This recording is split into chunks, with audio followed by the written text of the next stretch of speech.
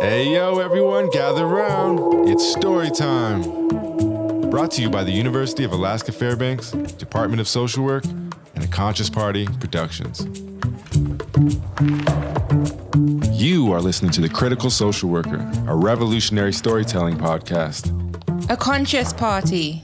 Revolutionizing our minds. Elevating our consciousness.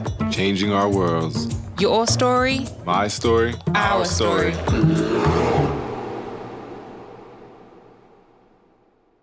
All right. Welcome to The Critical Social Worker, a revolutionary storytelling podcast. And I can't believe it. We're on episode 34. I always, when we started this thing, I was always talking about how I'd read some articles talking about 99% of podcasts don't make it past episode 3, and 99% of those don't make it past episode 20. So we're well on our way, and, we've been doing some good work here at The Critical Social Worker. So we're here at episode 34. I'm your host, Christian Ace Stettler. I'm a professor of social work at the University of Alaska Fairbanks. You can see behind me a little bit. I guess you got the reflection in the mirror, but it's been cold as hell here. Temperature's dropping. It says next week we're going to get minus 10. But although I'm way up here below the Arctic Circle, my co-host, Mr. David Shelton, where are you at, Point Hope, or by Point Hope? I am probably about I want to say about 30 miles away from Point Hope. I'm in a place called Kotzebue, Alaska. Kotzebue, yeah, okay. We're facing a little blizzard right now. Yeah, so you're. I wonder how far you are. I think Barrow or Utqiagvik on the Arctic Ocean is 500 miles north of here. So you're probably like 400 miles or something like that. Yeah, I'm about 4. You got trees there? No trees here. I lived in a village called Shungnak, Alaska for about 4 years. My wife and I, and a lot of trees, a lot of bears, a lot of wolves, stuff they don't have in Detroit. But yes. Yeah, I actually just the other day got a new truck, so I was cruising through the snow all fast and with the family on the way home. I thought it was cows, which doesn't make sense here, right? Because they look so big. And it was 3 moose with I think it was 2 babies, but the babies were big. They'd have just stepped right over a fence or something like that. But I'm glad to have you here, David. Thank you. To join us, and it's my pleasure to to invite Mr. Haki Kweli Shakur to the podcast. Haki's been a comrade of mine for a long time. We connected through the Dr. Matulu Shakur several years ago, and we'll talk about that. But welcome to the podcast, Haki. It's great to have you here. You're in Richmond? Yeah. Revolutionary greetings. Yeah, I'm born and raised Richmond, Virginia. That's where I come from, man. It's an honor and a pleasure to be on your platform, man. I just want to say thank you for bringing me on, and I'm looking forward to the conversation. Yeah. How's the weather in Virginia?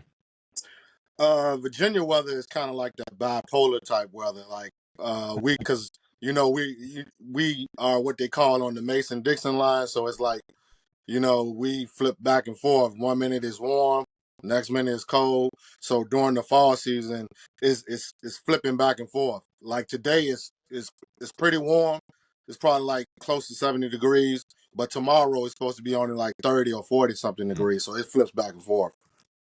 Yeah, the only time I went to Virginia was actually to visit a political prisoner in I think it was in February. I was on the way to visit the MOVE organization in Philly, but I had a comrade that I had made through writing letters.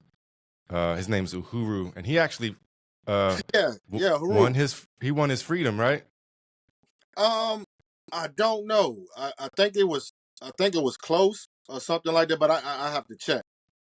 Yeah, well, as we get into all this, as we go deeper, one of the things that I've been fortunate and unfortunate to live through is I made friends with I shouldn't say a bunch, but a handful of political prisoners in the the mid 2010, so like 2015 or something. That's when I met Dr. Matulu Shakur, and I saw several of the people that I thought that they would never let free, and they let them free. And the sad part about that is some of them that they was on the cusp of death with sickness and whatnot, and so that they died shortly after. But I'm happy that they got to see their freedom. All right. Well, I thought that maybe we ought to start this out by going deep. One of the let me see what I got in here. Okay. What's up, Olivia? Thanks for coming. if you got any questions or anything, make sure that you post them in here, or you can call in later. But I thought we'd start with Palestine. For the podcast, we got a mission statement, or I guess a mission statement and some goals and principles. And one of the principles is to avoid partisan politics. And the reason I have that in there is because oftentimes in social work, people just assume that that everyone's a Democrat or everyone is like a neoliberal or liberal. And I don't like to get into those, like one side or the other things, because it ain't like that. And as you can see right now with Palestine and with the situation that's going on there. And I want to preface this with, and I've said this on other podcasts before, but the Jewish Palestine conflict, it's hard for me to really conceptualize in my own mind, because I grew up in Utah. I've lived most of my adult life in Las Vegas, Alaska, and Hawaii. And so when you talk about Jewish people, for me, I have a much better understanding today. But like, I didn't grow up like, knowing Jewish people or hearing people talk crap about them or anything like that. On the other hand, I did, as me and David were discussing the other day in our class, I did hear lots of anti-Jewish sentiment in just like the language that we use. You know what I'm saying? Like, being Jude, and I still see that come up from time to time. So I know that there is definitely, some anti-Semitism and anti-Jewishness out there. I just haven't experienced it personally, if that makes sense. Like, if I saw, like, to me, a Jewish person is a white person. I'm not saying that's accurate around the world. I'm just saying, like, from my personal experience, I wouldn't know. I'd have no idea if somebody was Jewish or not Jewish unless they told me. So it's always been something interesting for me. And then I be honest with you, I didn't even know what Palestine was until like 2015, when I started learning about revolutionary movements and things like that. I had I can't say that I didn't even know what the word, but I would have no idea that there was some kind of conflict or, ongoing historical thing. And even today, I'm very not knowledgeable about it. I don't quite understand how the Jews ended up in Israel. I just don't understand it. What I do understand is when I listen to people that I trust, and when I see what I see with my own eyes, I'm obviously very disturbed, and I feel strongly called to feel solidarity with the Palestinian people based on what I do know. And so, Haki, I just want to open up the floor. Can you add some context? And I want to hope I can learn something, and hopefully our audience can learn some things. Yeah. Starting off with the genocide. I like to say it's a genocide. I don't see it in my eyes as a conflict because it's been so one-sided for decades, and you can even throw centuries in there, because this whole genocide has been taking place. It's really ethnic cleansing at the end of the day, because you got to understand the historical context of the Palestine and Israel. The whole genocide and things of that nature is the fact that, okay, we dealing with a people who've been on this land. We got to always go back to the indigenous people. Who are the indigenous peoples of this land? And the indigenous peoples of this land are the people we come to know today of as Palestinians. They went by a couple of names before that. The Philistines. Some people say they, descend from the Canaanites. These were also a people that were on that land mass at one point in time. The Phoenicians. So it comes from like three various groups: the Philistine people, Canaanites, and the people today, the Palestinians. And these people were indigenous people to that land. These people came out of Africa. Some of them came out of Africa. Some of them was already in that region and things of that nature. But they morphed into what you know today as the Palestinian people. So we're dealing with an indigenous genocide. I think people need to get that clarification understood. These are indigenous people that are under attack. Because like you just said a few minutes ago, the people that are proclaiming to be Jews, the Zionist peoples that come out of Europe, these are people that came from Europe. They migrated from Europe. They came from Germany, other people in that territory, like in the German territory, and even some of them came out of Britain. Some of them came out the UK and things of that nature. So these are a group of Europeans that migrated to that land, and their whole historical context for being on that land as you know, comes out the Bible. It's a biblical kind of overstanding on why they say they are the chosen people and this is their land. So people need to understand that as well. This is aligned with a biblical context as well. But the political context of it all is what I say is ethnic cleansing, is genocide. So, all the way into the, like they've been going back and forth for a long time. All the way into like the early, like the late 1800s, going into the early 1900s. It really became a real genocide in the early 1900s, because this is when you start to see the extermination, the cleansing of these so-called, well, not so-called, the indigenous people on that land. This is when you start to see them being murdered, genocide and attacked.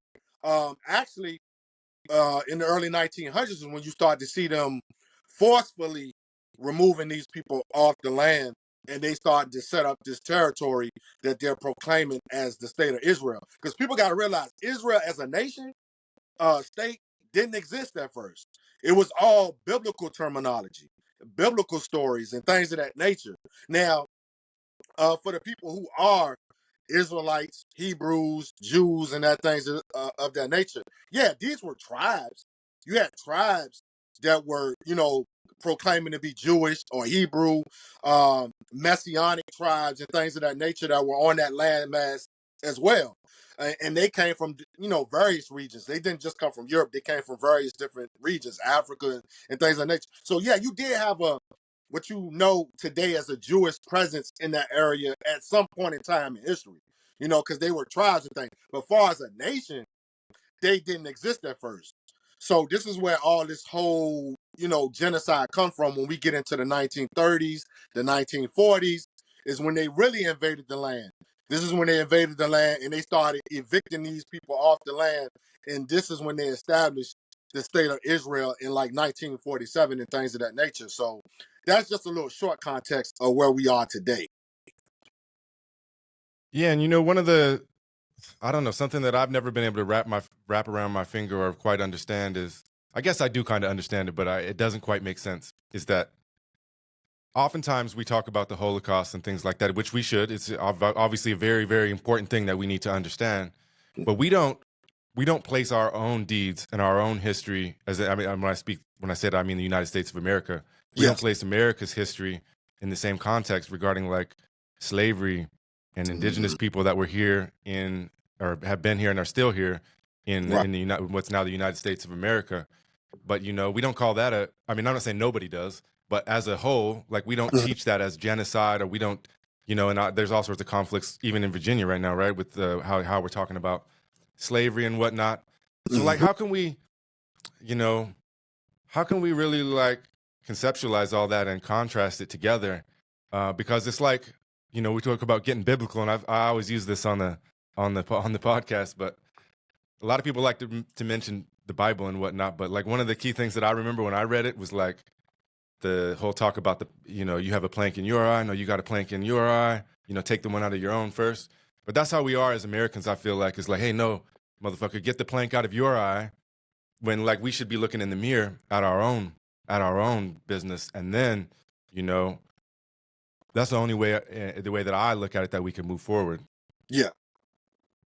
Yeah, but you said, like to conceptualize the whole overstanding of Holocaust, what we call them alpha genocide and things of that nature, we got to understand that this has been a indigenous attack on indigenous people for all these decades and years and centuries and things of that nature. See, once you look at it from an indigenous genocide, then you can start to, hold the United States of America, Israel, all these European countries, to be honest with you, France, Britain, it's a lot of those European nations that still haven't been held accountable for what they have done to indigenous peoples in Africa, Latin America, the Caribbean islands. It's just a whole global genocide. That's how I conceptualize it. You got to put it in a global conceptualization of genocide on indigenous people. You know what I'm saying?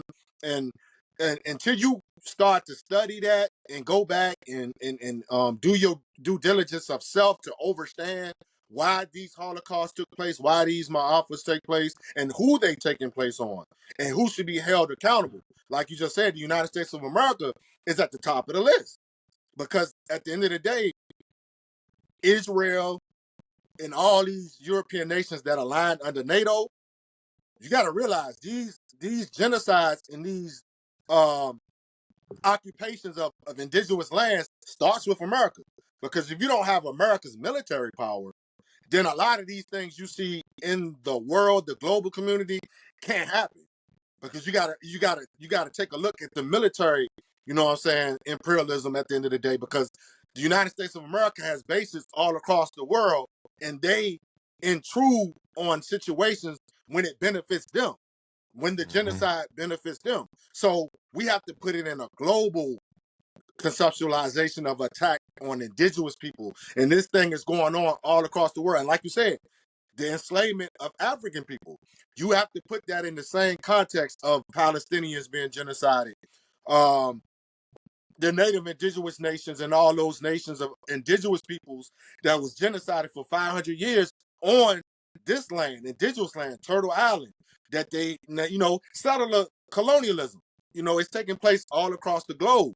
And without the United States of America's military power, none of these things will be going on. So you got to hold the United States of America accountable first, because Israel couldn't do what they're doing to Palestinian people without America. This is just facts. Israel is America, and America is Israel. People got to understand that when we're talking about genocide and murder on this planet. Shakur, if you don't mind me asking, first of all, I love the conversation. Yeah. One of the things that you mentioned a little earlier is about the religious factor of this situation. Prior to us going to a Holocaust, as far as what was created through the 30s or the 40s, Yes.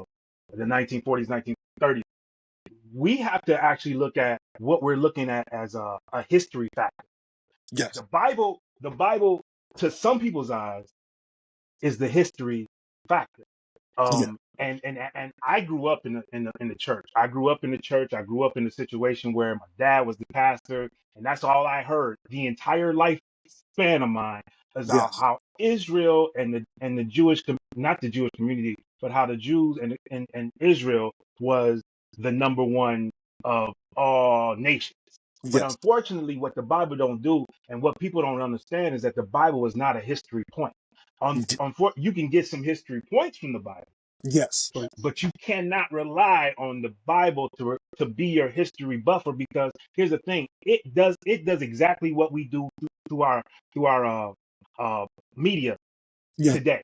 The Bible does exactly what that does, and I'm sure that you talked about the different things on other different platforms, but this particular platform, as I hear you speak right now, is that we're using the Bible, the Philistine thing, the whole thing as our buffer, so we can kind of point what's the enemy, what's the problem, what's the situation, and then as Christians, we base our opinions Yeah. on the facts that we feel like comes from the actual Bible. But my question to you is that when you talk about America being the top, I want to use the word colonizer.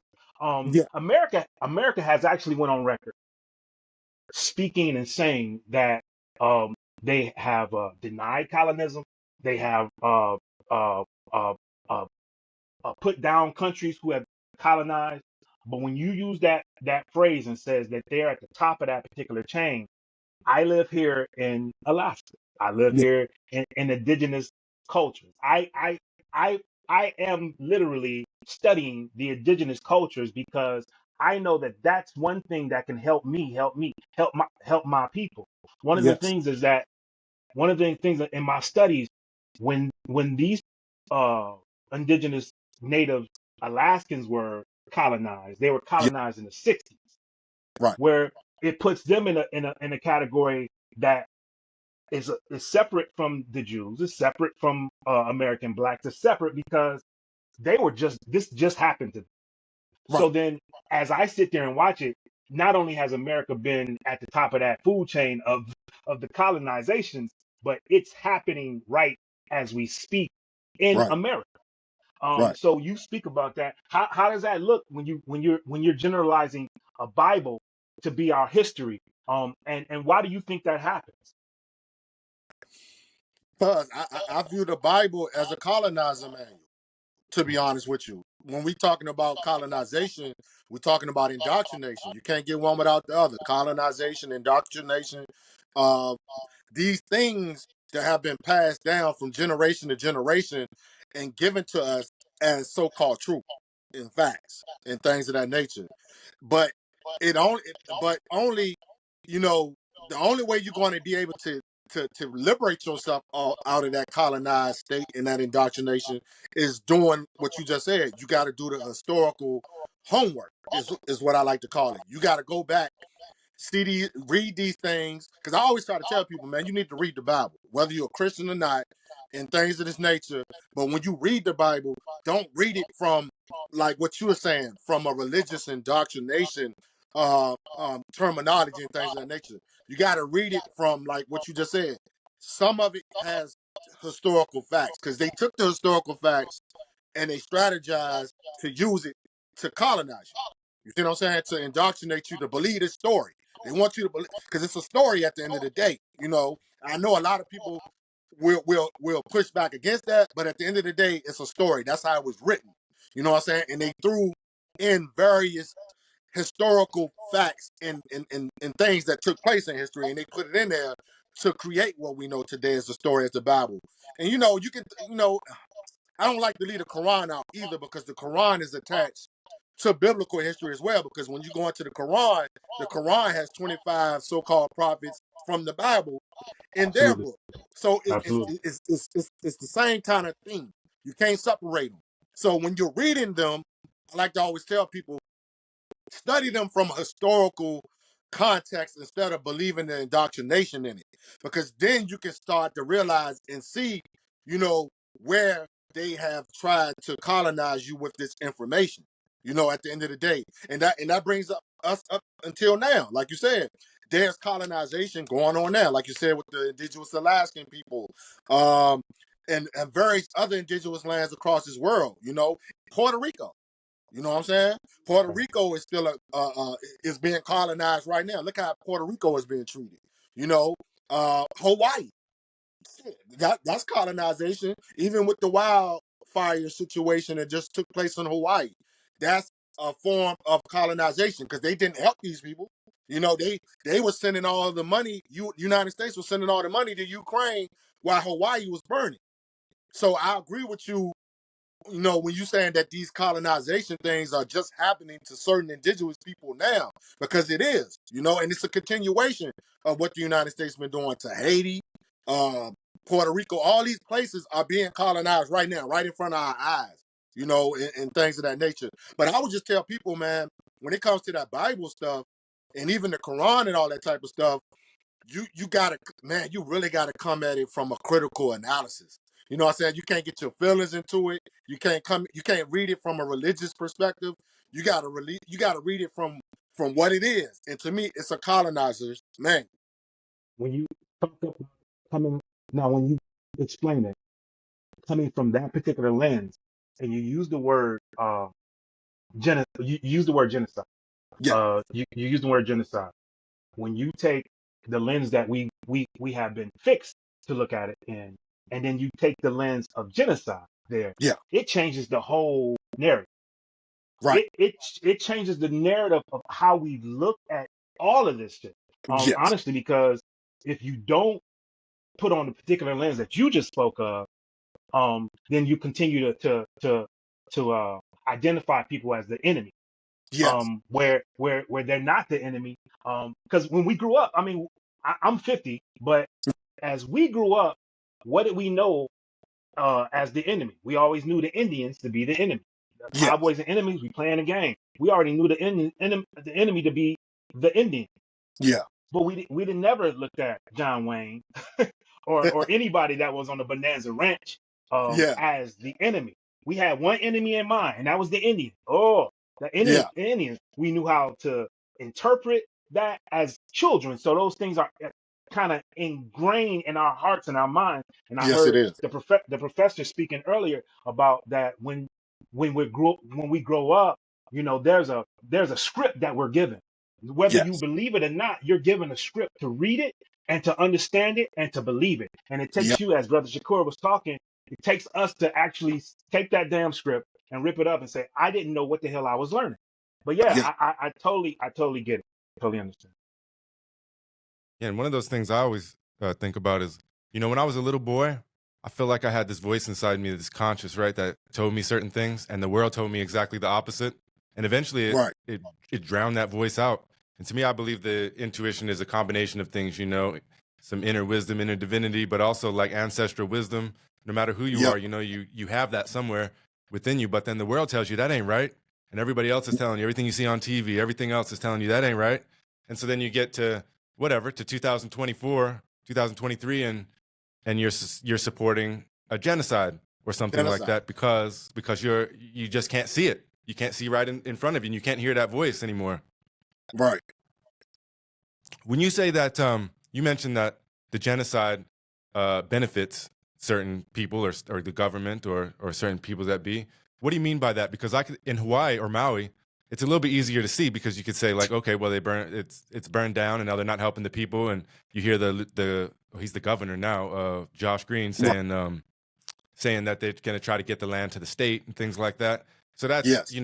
that could be very clear to see, like, okay, the land's gone. Now it's taken away from the indigenous people, the Kanaka, the Native Hawaiians.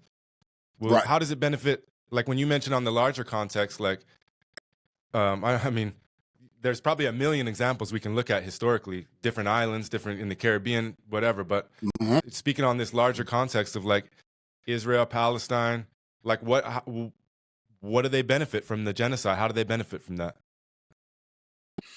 Well, they benefit from the land because the land is the source of everything you see today. Because you got to realize this is about land.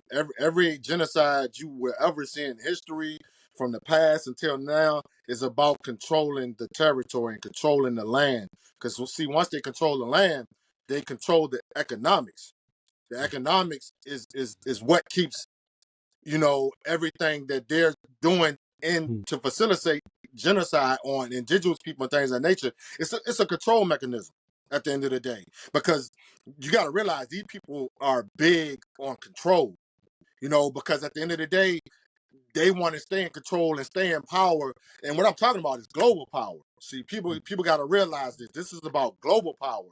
You got to think about all these oligarchies, all these monarchs, which has transformed into what we know today as so-called, nation states. You know what I'm saying? When it comes to European nations, y'all got to realize these were monarchs at first. These were oligarchies.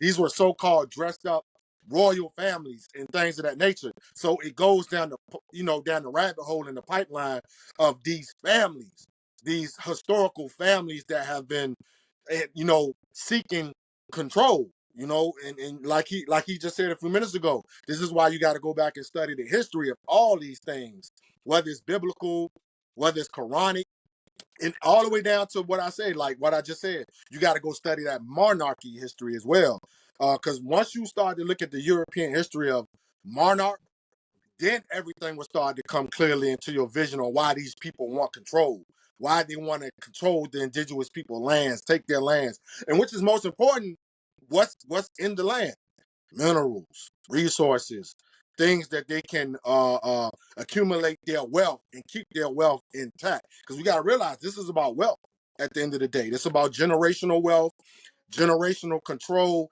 and depopulation. Because at the same time, there's a warfare going on to depopulate the planet. Because these people want lesser people on the planet. Because at the end of the day, we know indigenous people are the majority on this planet, whether you like it or not. So it's a depopulation thing going on as well, where we got to remove the indigenous population because they outnumber us. Because you got to look at it from that perspective. It's number and statistics as well. They're playing a whole total colonizer game of chess. At the end of the day, it's chess. And what we know about the board of chess game, the board of chess game is what? For what? Control, power. at the end of the day. So it's just really one big, global thing for power and control over the planet.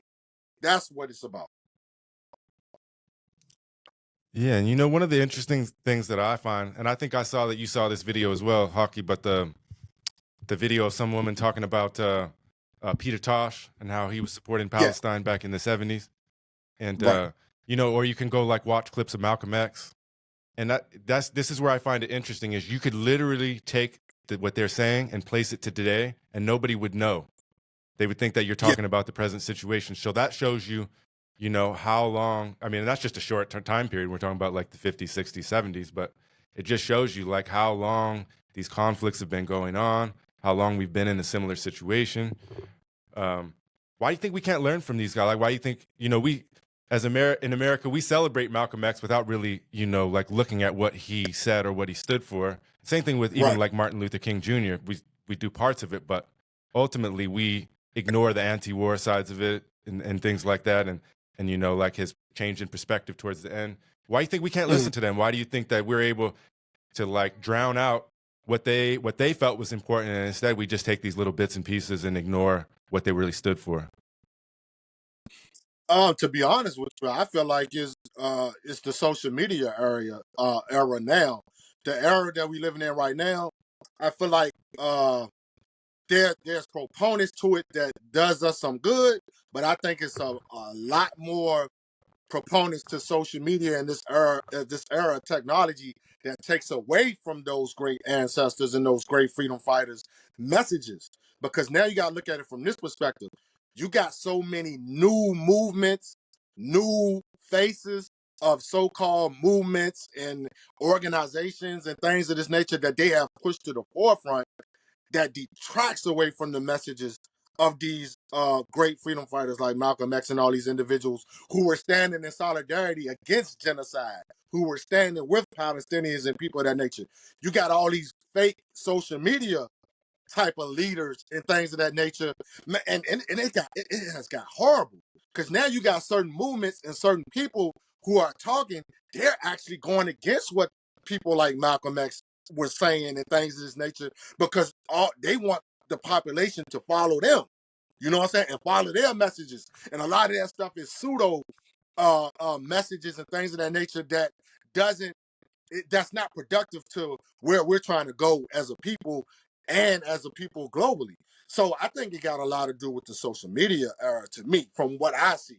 It's a lot of following going on, but they're following the wrong message. They're following the wrong movements, the wrong organizations. And because you gotta realize this. When you've been a colonized people for so long and you've been subjected to oppression for so long, you're just looking for something to follow, something to be a part of, and things of that nature. So you got so many movements and so many so-called leaders now that you just got a lot of unconscious people, people that's not really politically conscious on the right level, that they're just hopping up and just want to be a part of something, which I do understand. They want to be a part of something, but they're following counter-revolutionary movements, people who are counter-revolutionary and reactionary to the message of those who put down the right political correct lines and messages of what we're fighting for, what we're struggling for, liberation and things of that nature. So I just think it's a whole lot of distraction with this social media era is the reason why a lot of us are not getting the messages of Martin Luther King, Malcolm X. Because at the end of the day, I would tell people this: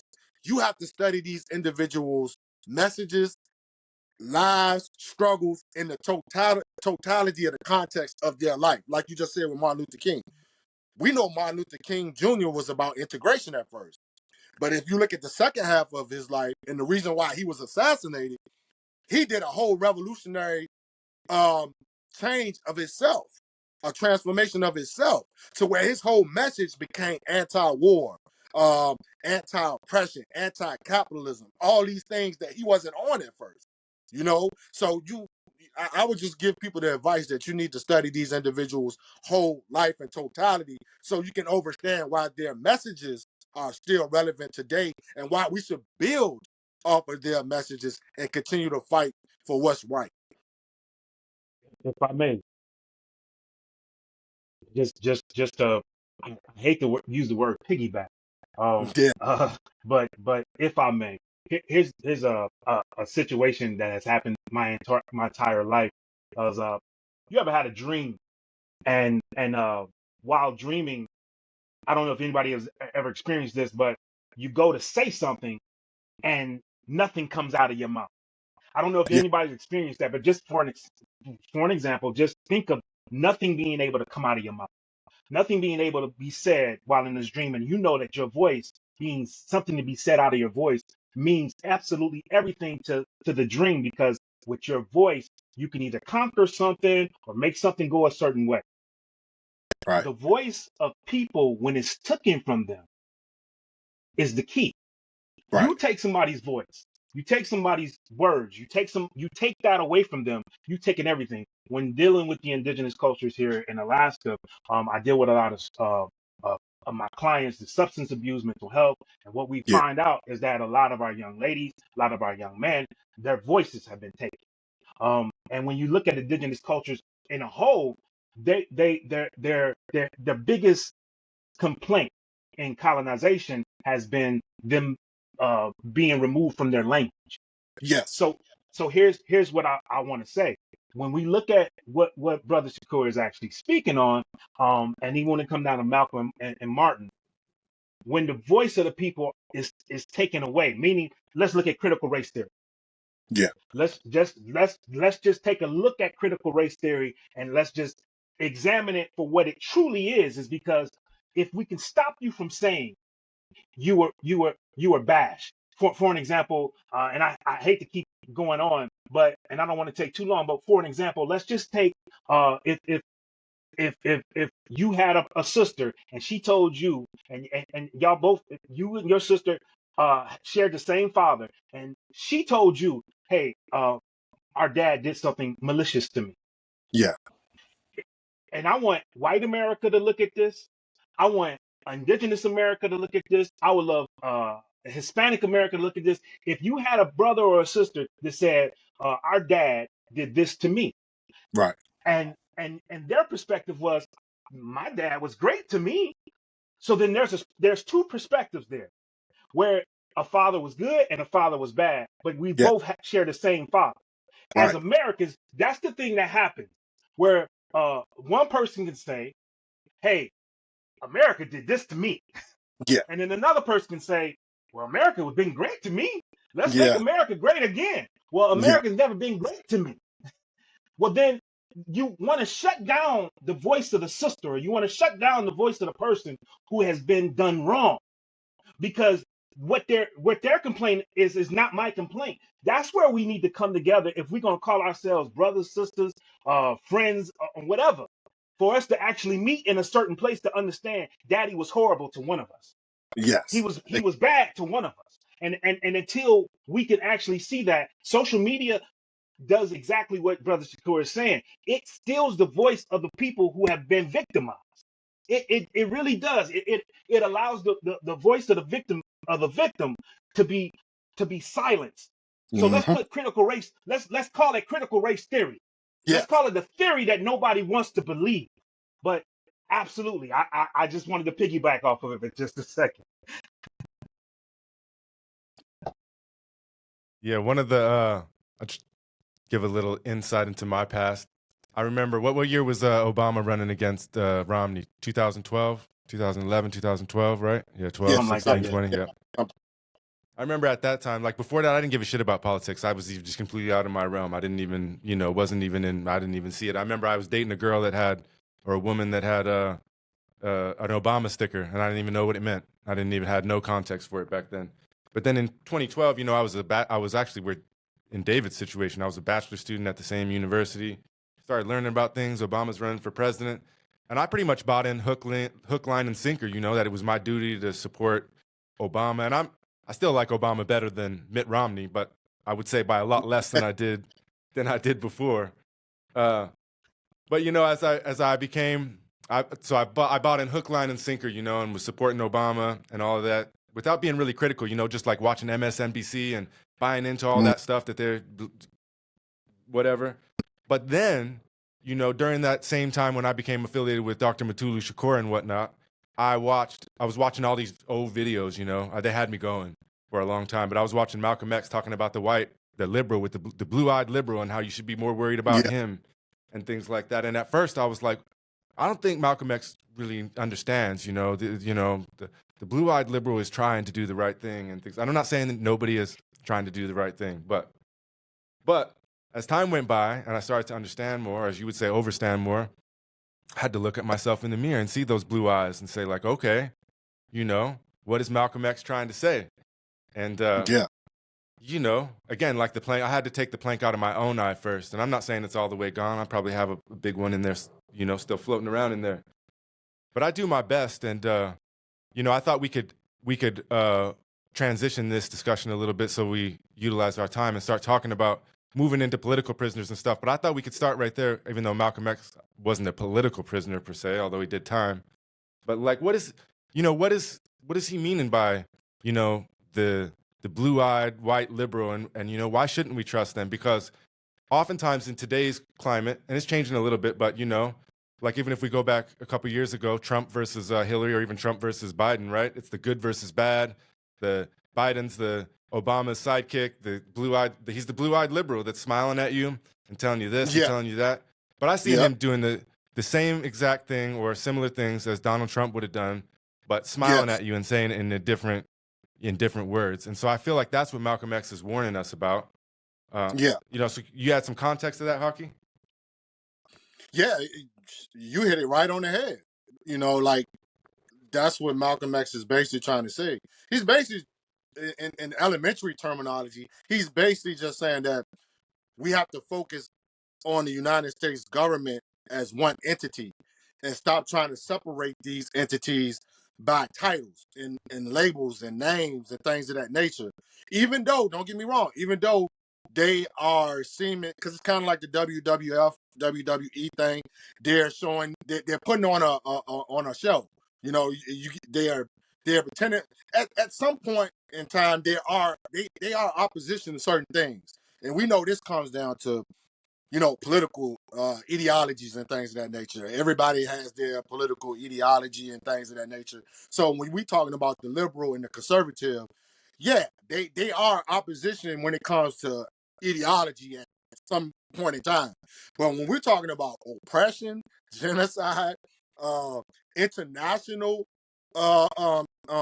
interest in international situations and agendas and things are going on, what Malcolm is basically telling you is that this is one entity that you should be focusing on, which is one is the fox, one is the wolf. One doesn't have an issue with attacking you and being who they are, straight up. No disguise, no hidden agenda.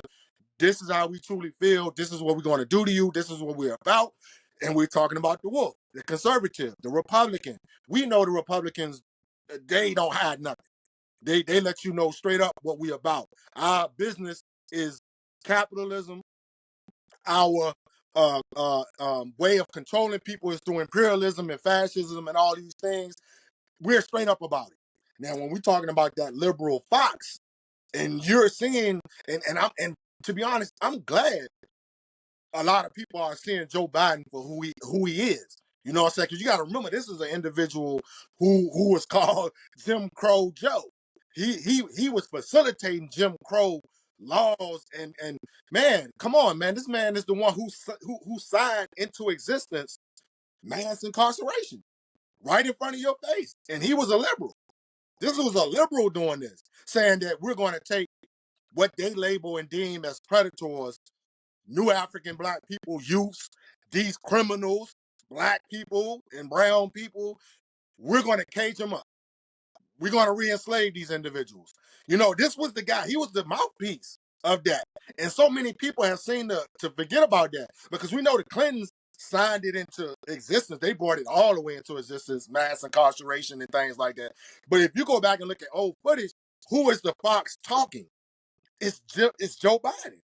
You know what I'm saying? And when you look at 2023, and I did a whole video on this before it happened in the pandemic. I said, look here. Okay, we done showed our outrage for Donald Trump. You know what I'm saying? We seen Donald Trump for who he was.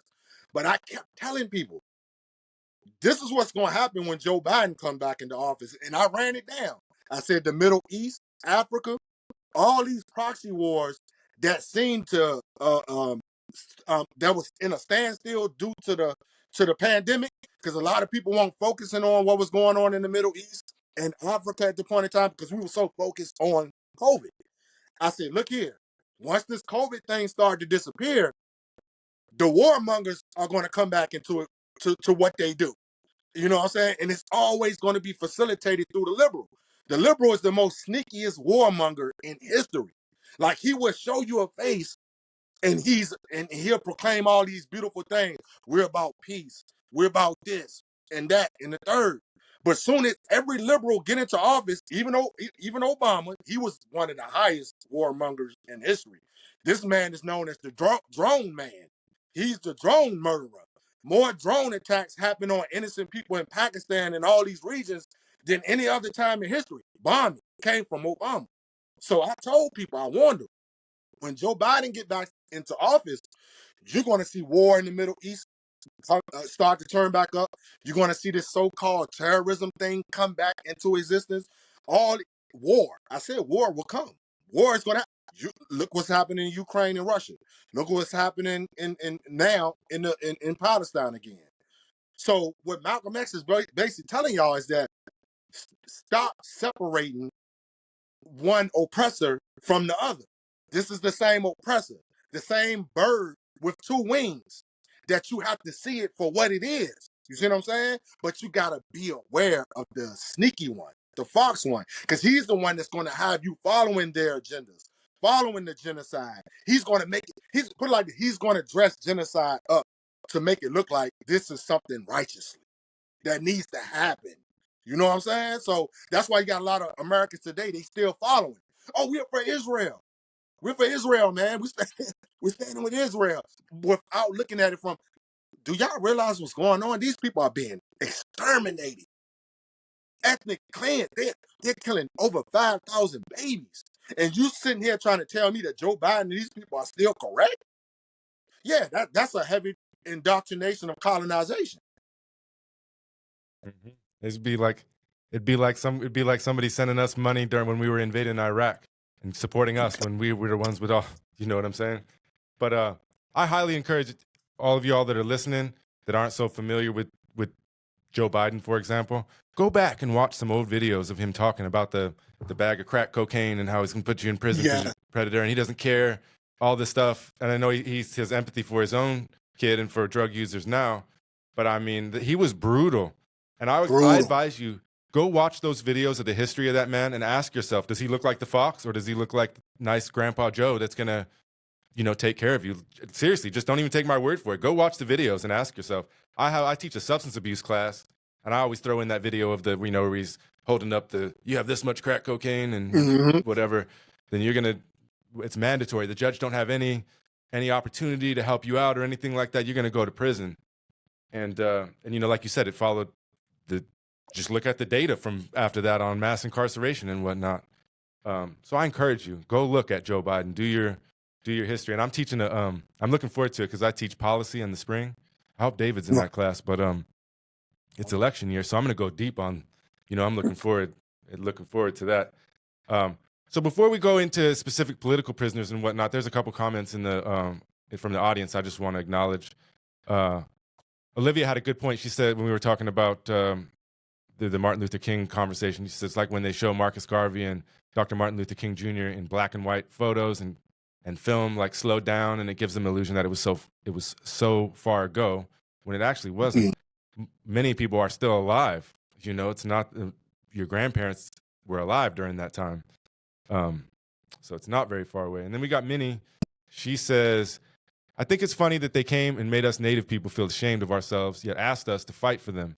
Examples would be World War II, when the code talkers basically brought the U.S. to victory. The same language that they tried to take is the same language that saved us. The same thing for Alaska Territorial Guard up here. The Native men were able to be the eyes and frontline people for Alaska when the white people couldn't survive in our environment. Men and women, both young and old, volunteered to protect our state. Later, the ATG veterans organized a campaign to end the segregation of Alaska's indigenous people.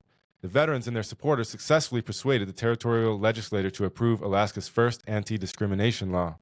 I think it's beautiful for our Native people, even when made to feel ashamed, still stepped up to the plate when needed. The same for African Americans when they were faced with discrimination. They kept their head down and continued to love, even when hated. I always wondered what made these people were able to continue to love and serve, even when they were tore apart and buried. And that's a great comment. May I? Yeah. Just for a second, I think I'm probably the oldest one here, man, and I'm 50, and I realized that I grew up in the 80s. My dad, man, when he passed away, if he had lived today, he would have been 102. That's how old my dad was when he had me. Cruel joke. Don't ever do it to your children. Don't have kids that age. But one of the stories that my dad told when dealing with a Jim Crow America, and I see you got the Middle Tennessee. My dad was born in Dyersburg, Tennessee. Here's the thing. My dad never cried, but until one time he was telling me the story about the military and why he did not want me to join, because he fought for an America in Korea, in the Korean War. And it's funny that Minnie says that in her thing about asking Alaskans that you took over their land, you took it from them. You robbed them, and you asked them to come fight for you. My dad went to go fight in Korea. And if anybody knows anything about the Korean War, look up a lot of different books, man, about the Cold War, and you'll find that the generals committed murders on black men because they integrated those particular platoons. And when those platoons was integrated, my dad cried this one particular time. He says, son, they gave us our guns, and they meant the white soldiers. Gave us our guns. The white instructors gave us our pistols, gave us our weapons. And as we went out into battle to fight the Koreans, to fight with the Koreans, said, I watched one by one all my friends, all my brothers being picked off one by one because there was nothing in the actual gun. The ammo that was in the gun was blank. I said, well, Dad, how? He said, because when we got off the boat, they passed us, and we went straight into battle. Here's the thing. I ain't never seen my dad cry, but he told me that he hid down in the mud in order for him to survive. Right. But then after this war was over, you see all kind of great TV shows, MASH. You see all this MASH show and the comedy of MASH. MASH is a freaking comedy. When you kill innocent men that had to come back to a Jim Crow America and couldn't eat at the same restaurant, couldn't live in the same neighborhood, was still being lynched. But yet you asked us and you told us we had to fight for you.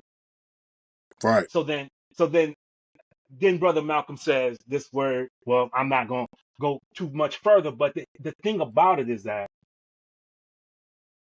America should feel ashamed. And you do have, to go back, you do have President Biden in the middle of that situation where crack, there was no rehabilitation. There was no, I run substance groups every single day. There was no substance groups for crack. No, not at all. As a matter of fact, there was jail, there was imprisonment, there was people going to jail due to those things. But yeah, I totally, I don't even have a question. I guess I just wanted to speak on that. But I love that what Minnie has said about that, about the discrimination and bringing us back into America to fight and taking our land. Yeah, absolutely. And I'm gonna just piggyback off of that real quick on the part where she says, how does New African Black people and Native Indigenous people, how we continue to still love the way we love, being subjected to that dehumanization through that period of time. And I was just tell her, like she said, like I would tell her, like that's the heart of Native Indigenous peoples and African people. That's our culture. That's who we are. We the ones that was full of love and sharing and all these great things that humanity should be living by today. This is what our ancestors, this is how our ancestors lived. You know what I'm saying? So that transformed into strength and things to overcome, to resist, to fight back all these things come out of that indigenous way of loving. You see what I'm saying? Like we were loving, our ancestors were loving people, you know, from the beginning of time. You know, it's just something that's in our DNA. That's who we are as African people and Native indigenous people. We love, and that love helps us to continue Mm. today. That's why we exist. We exist because of that. You know what I'm saying? So I just wanted to add on to that little part about what she was stating.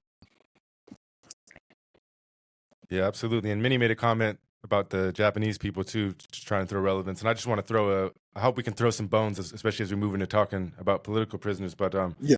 something that you should check out is Yuri Kochiyama. Since we were talking about Malcolm X, she was Malcolm X's comrade, and she was a Japanese woman. She actually has a YouTube video, I think, that you can watch where she describes what happened, what like her change in perspective. And she was same thing. She was a Japanese American. I think her parents were first generation, and she bought into the American dream and all of that stuff. And they were put into internment camps, and she started to change her perspective. And eventually, she became Malcolm X's comrade and used to go around with him. A very unlikely duo, but she's there. If you look at the images of Malcolm X's death, she's there. She was there on the front row and was there with him when he died. And so check out Yuri Kochiyama. It'll be worth your time. Yeah, and actually to add on to that, she was actually the first non-African citizen of the Republic of New Africa. A lot of people don't know that history. Like she's the first. She was the first non-African to join the Republic of New Africa as well. That's some great history people don't know about either. Yeah, thanks for sharing that. And let's save some time at the end to give some context to the Republic of New Africa. Yeah. But I thought we could start with political prisoners. Right where I started at would be the best place, with Dr. Matulu Shakur. So I was in Hawaii. I was already, starting to like kind of integrate myself in some of these ideas and movements and whatnot. And it's funny because when I went to, part of the reason I went to Hawaii, because I had an admiration for Hawaiian culture, Native Hawaiian culture, the Kanaka, Maoli folks. And I was there for a master's in social work. And so I really wanted to take a class that was, focused on working with Native Hawaiians or learning from them or whatnot. And they had one, but the only time they had it was the same time I had some research course that I was required to take, so I couldn't take it. So I was forced to find another elective. And a friend of mine told me, "Did you know Angela Davis?" And I was like, "Who?" "Angela Davis is teaching a course here." And when I saw the pictures, I recognized her, but I didn't know the name at the time. And so I go to this class with Angela Davis, and at the time I didn't know what a blessing that would be, or what a privilege, or whatever you want to call it. But there's no way I could articulate what that exposure did for me. The woman's brilliant, and she has a strong political history. Matter of fact, I see you got some of the books behind you, but I actually had a stack of books at home I was going to bring so I could flip through them. But a great book to read would be the autobiography of Angela Davis. It would change your perspective, I guarantee you. And we'll talk about the Assata Shakur. It's the same thing there. It's very similar, actually, the stories. But I had this class with Angela Davis, and we had a final project where she wanted us to provide, the class was called American Punishment, so we was talking about the history of punishment in America. And she wanted to provide something original for a final project. And I was thinking, and I was like, I'm going to write a prisoner and talk to them. And the one that came to mind the easiest was Dr. Matulu Shakur, because, and let me back up a little bit. When I was a kid, a teenager, I had a real troubled life, man. I was just fucked up in the head. I thought I was cursed and all of these things. And I was in Utah, so there's not tons of black people in Utah. There's some, but it's not like they dominated the culture or anything, especially back then. But Tupac obviously was popular. I remember so many different events where I became introduced to him and I didn't understand. And I was even asked my cousin, what is the N-word that he keeps dropping? I didn't really understand what he was talking about. But anyways, in an interview, Tupac said one time that he may not be the one that changes the world, but his music or his words will plant the seeds that will change the world. And I'm not saying I'm going to change the world, but he definitely changed mine and planted the seeds for me to know who Matulu Shakur was. And even the ideas of Tupac, we shared the pain, I would say. The pain may have been from different sources, but we shared that. And so I always felt united, sense of kinship with Tupac Shakur for some reason. Not for some reason, for that reason. Anyway, so I'm in Angela Davis class. I write to Dr. Matulu Shakur. I'm like, this guy's not going to write me back. He's not going to take the time. Like less than 2 weeks later, he wrote me back this thoughtful, detailed message, answered all of my questions, gave me the document, the Truth and Reconciliation document that he wrote, the TRC document, which was really good too. I suggest you look that up. I think you can get that at the drmatulushakur.com or Google him, and the document should be on there. But he sent me all that stuff, and I did it, and I read his letter in the class. It was the final day of class, and I want to say this: Angela Davis stuck up for me because the co-professor, this white guy, he forgot that we had the presentations at the end, and so we ran out of time. And Angela Davis had some other obligation, but she said, "No, I want to hear their presentations," and she stayed. Right. And she stood up and gave me a standing ovation, and the rest of the class stood up. Well, pretty much gave Dr. Matulu Shakur a standing ovation. But afterwards, I kept in contact. We were writing, and then he actually called me several times. He started calling me several times, which really surprised me. And the interesting thing was, you often hear, and I can reflect on other political prisoners in the exact same regard.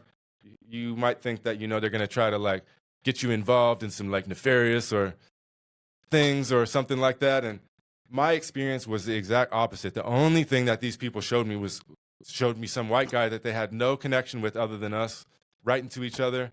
They only showed me love. They didn't even want to talk about themselves. They wanted to talk about me and my family. Yeah. How's your family? How are you doing? What can I do for you? Type of things. And so, to add a little more context, Dr. Matulu Shakur was supposed to get released around that time, right? 2016, he had a mandatory release. Yep. They fought for it forever, didn't get it. Fast forward, what did he get out in 2022, last year? Yeah. Last year, and then how long was he out before he passed on? He lived 7 months. 7 months. Yeah. And so sad for me, selfishly, I was always hoping I would get a connect to him and give him a hug or shake his hand and have that personal connection. He'd always talk about that. It's funny, after all the time he did, he never talked about it maybe I would get out. He talked about it like he was going to get out. For sure. And he did. It's just sad that they had to wait so long until he was already sick. He went through COVID and several surgeries and things like that while he was incarcerated. But he was a great friend of mine and a mentor, and I just want to pay respects to Dr. Matulu Shakur. He was the first political prisoner that I talked to, and he opened my eyes to a lot of things, but mostly he opened my eyes to you can still love each other and be comrades and respectfully work together, even though you come from different backgrounds, different places, because we share the same end game, I think. The same ideals. And I don't know, you have any thoughts on the doc? Man, you kind of summed it all up for me as well. I had a similar journey in meeting the doc. And, I was, like you said, I was a young individual. I was out here in Virginia. I was caught up in a lot of street politics and things of that nature. And, I was finding myself. And one of my first transformation and changes came through the Jericho movement of 1998. This was the first march on Washington, D.C. by the Jericho movement for political prisoners. And this was the first ever, before that Jericho movement in 1998, people didn't really know what political prisoners were or who they were or why we was calling them political prisoners. So in 1998, going into 1999, this is when I got in contact with him in the same similar way, through letter writing. But I had already knew a few individuals in the New African Independence Movement who was also in communication with Doc. So we kind of all collaborated around the same time. And then we just started our own little campaigns to get him freed and things of that nature. And then me and him started conversing back and forth. And around that point in time, I had already knew Sanyika Shakur, who was also a protege of Dr. Matulu Shakur as well. And then it just became a family type of atmosphere. And these two individuals, they took me under their wing, and they were the ones that gave me my political guidance and my political self-development, things of that nature. And those two individuals who I credit with even where I'm at today. They are the reason why I'm at today, politically, consciously, and within this movement of organizing, for the people and things of that nature. And he's definitely a mentor. He's been a mentor of mine, and man, like a father figure, and many people wonder like how I get the name. This is where I got the name from. These individuals named me. They gave me this name. This isn't a name that I went out and came up with and concocted and like, no, these individuals were the ones who actually gave me my name in ceremony and gave me this name. And they felt like you should take on this name because, you know, we feel that you are, you know, who you are. And I give thanks to them for that. You know what I'm saying? And man, it was heartbreaking, man, because at the end of the day, it was state murder. At the end of the day, this is what they do to a lot of political prisoners. Yeah, they release you, you know, when you're on your deathbed, you know, and things of that nature. He didn't actually get to gain freedom as a healthy individual. And I always tell people this, what they did to Matulu in 2016 was illegal. It was like they recaptured him again because he was supposed to get released in 2016. And people got to remember, this is before he contracted cancer. He didn't have cancer at that point in time. Mm-hmm. So I like to always point that out to people. Like if he would have got out in 2016, he might not have ever contracted cancer that took his life. Not saying that it wouldn't have happened, because it could have still been a natural health type of thing that took place. But it's a lot of information that I ain't gonna speak on this platform that I know personally through individuals who were locked up with him on how he got cancer. You know what I'm saying? And I just felt like this whole thing was it was a plot to get rid of him. It was murder. Like because I don't like people to dress it up or to try to make it look like this and that and the third. No, we got to call it for what it was. They murdered this man. You know what I'm saying? Because if he would have got out in 2016, he could have got the proper treatment. He could have got the, you know, better doctors. He could have went back to his whole holistic practices and things that he was into to heal himself. You know what I'm saying? And things of that nature. So when he got out, you know, that was murder, state murder, because the judge himself was a racist. He was a peer. If y'all go back and do the research on his whole case and look at the judge who presided over his whole court proceedings throughout his incarceration, this man had no way how he felt about. He hated Dr. Matulu Shakur, and he told Matulu Shakur's lawyers and him to his face that you're not going to get released until you're on your deathbed. You're not going to taste the streets until you die. You got to be dying for me to let you go. And that's what he did. You know what I'm saying? At the end of the day. But in closing on Dr. Matulu, I would just tell all the viewers, the listeners, please do a due diligence and go back and research this man's story. Because this man, when it comes to health, you know, revolutionizing health and fighting for health care, universal health care for the people, for new African Black people, this man is an icon. You know what I'm saying? When it comes to all these type of things dealing with acupuncture and all these type of things, this man is the icon of that. He brought that here. He took that to the next level. You know what I'm saying? He was the one that used that to fight the drug addiction in our communities and Native Indigenous people communities, Latinos, Mexicans, poor white you know, people and things of that nature that was fighting addiction. You know what I'm saying? He brought that here. You know what I'm saying? Him along with the Young Lords Party and things of that nature in the Republic of New Africa. So I would just tell people, please just go back and do your research and keep his name alive. You know what I'm saying? Even though he transitioned, you know what I'm saying, to the ancestors, man, his work is still important. It's still needed because we're still fighting against drug addiction and things of nature.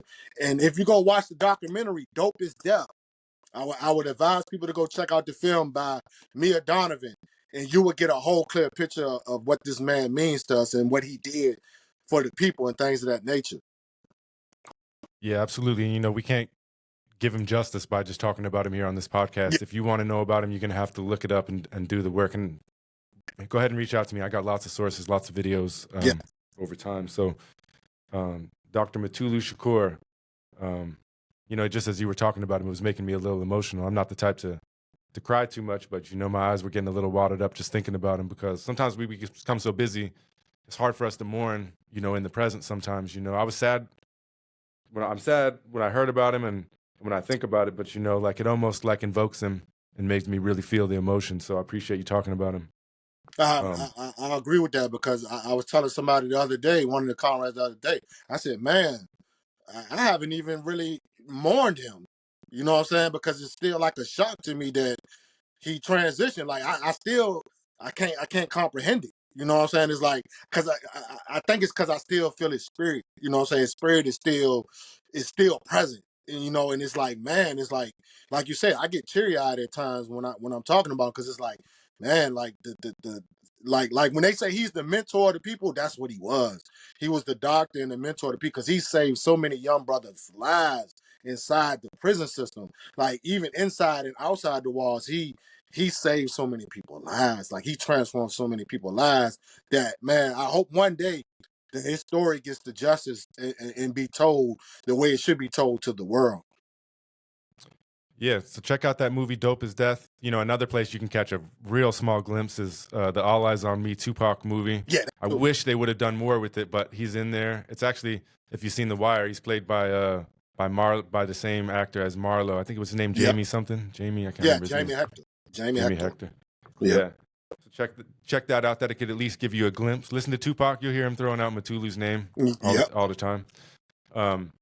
Another figure, but in addition, she is not, I guess, what we consider a political prisoner, but maybe, I guess you could basically, she's in exile from being a political prisoner.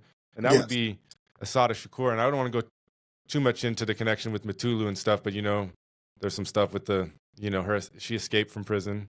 Right. But I was just pulling it up to verify if it's still there. And one of the most ridiculous fucking things in the world, sorry, but it's worth the F word here, is that she's on the FBI's most wanted terrorist list. I mean, I'm looking at this and you go and you click on the people and what some of the people have done in it. Like, that's where, you know, when we talk about politicizing things.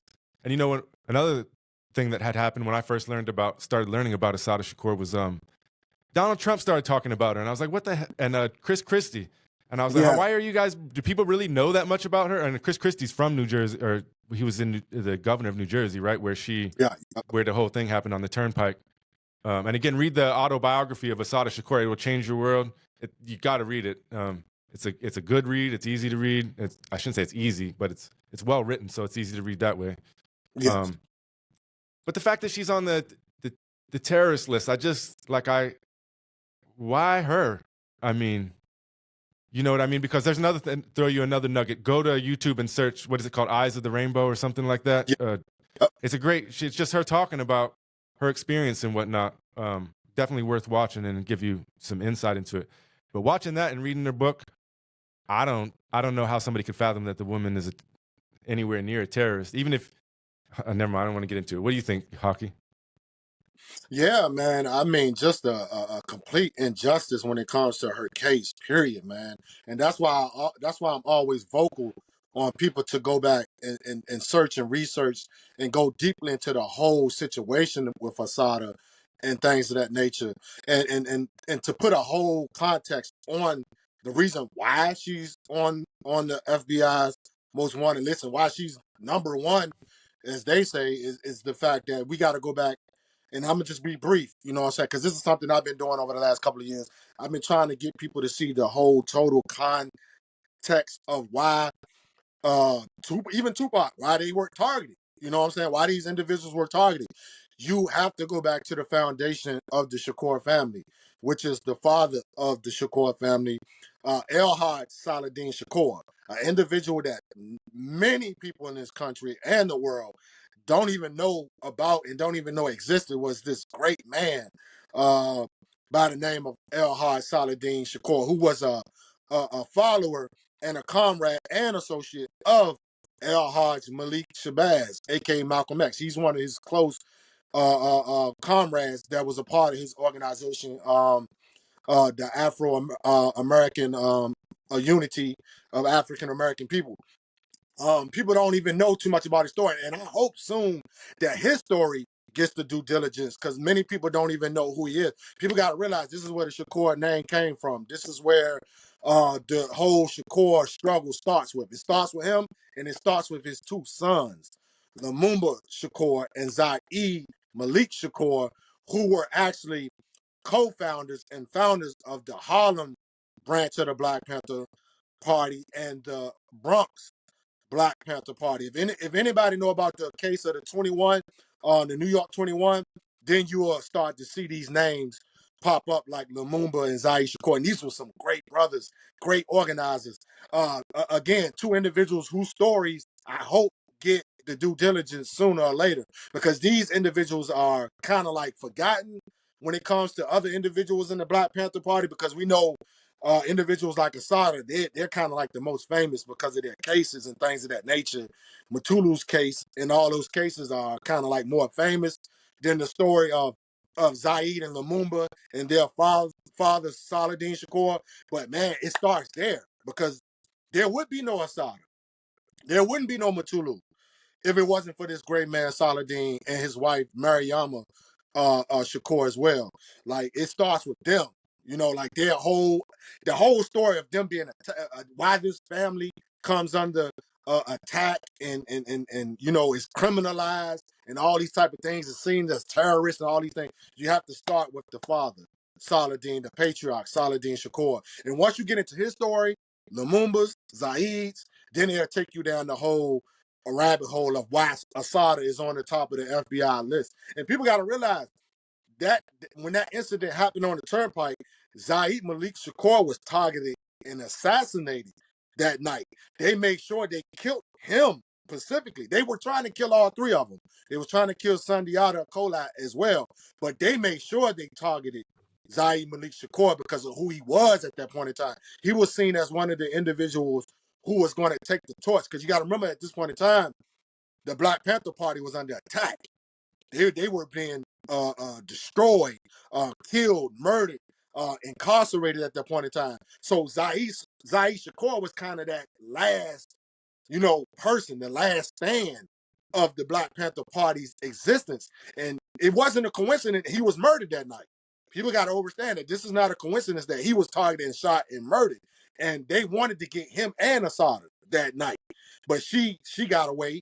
Sandiata got away and things of that nature. And yeah, man, like, she was liberated in 1979, this month.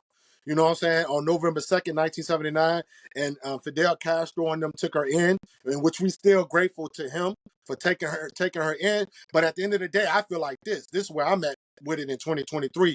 She deserves a pardon. She deserves to be pardoned. She deserves to be able to come back home. This is why we say Assata is welcome here. It's been proven. Like, if you go to her court records, the forensics is what will, acquit her of all charges. If you go to the forensic proves that she was shot. She was shot 3 times with her hands in the air. You know what I'm saying? So how can you shoot somebody else if you're being shot? You know what I'm saying? I think it's crazy that they still trying to perpetuate this murder, trying to put this murder of this state trooper on Assata, when it's clearly the forensics shows you that it's impossible for her to shoot the trooper when she's being shot herself. So man, I just think it's one big misuse of justice, man, when it comes to Assata. And I feel like at this point it should be a movement to pardon her. Like, that's why people, when they say, she's good where she's at. No, she's not. She wants to come home to her daughter. She has a daughter out here. You know what I'm saying? That she barely can communicate with and things of that nature. You know what I'm saying? She wants freedom. She wants to be liberated. You know what I'm saying? She don't want to live in exile. Yeah, exile is good because she's not in prison. But I think we should be fighting to pardon her at this point in time. This is why people see me use the hashtag pardon Assata, because it's at that point. We got to stand up for her. Yeah, and if you want a piece just to throw some more nuggets out there, if you want to piece some of those stories together, the autobiography of Assata Shakur, I can see it behind Haki there. And Yes. then there's what is it called? Search for Me in the Whirlwind? Is that what that book's called? That's a perfect book. Yeah, Search for Me in the Whirlwind. Yeah, it's funny, when I was going through and researching all this stuff, that book wasn't available anywhere. I actually finally found it at some like out of the way library and had to go make copies of it, and then they re-released it like right after. So they got it. That was on purpose. That was done on purpose. The re-release was done on purpose because come to find out, a lot of books was being taken off sites. It was taken out of distribution and things of that nature.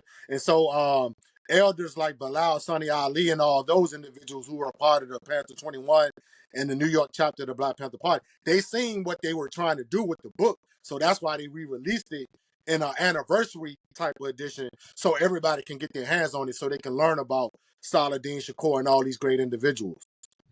Just check it out. Search for Me in the Whirlwind. You can there's even other pieces to that puzzle. You could read Afeni Shakur's biography.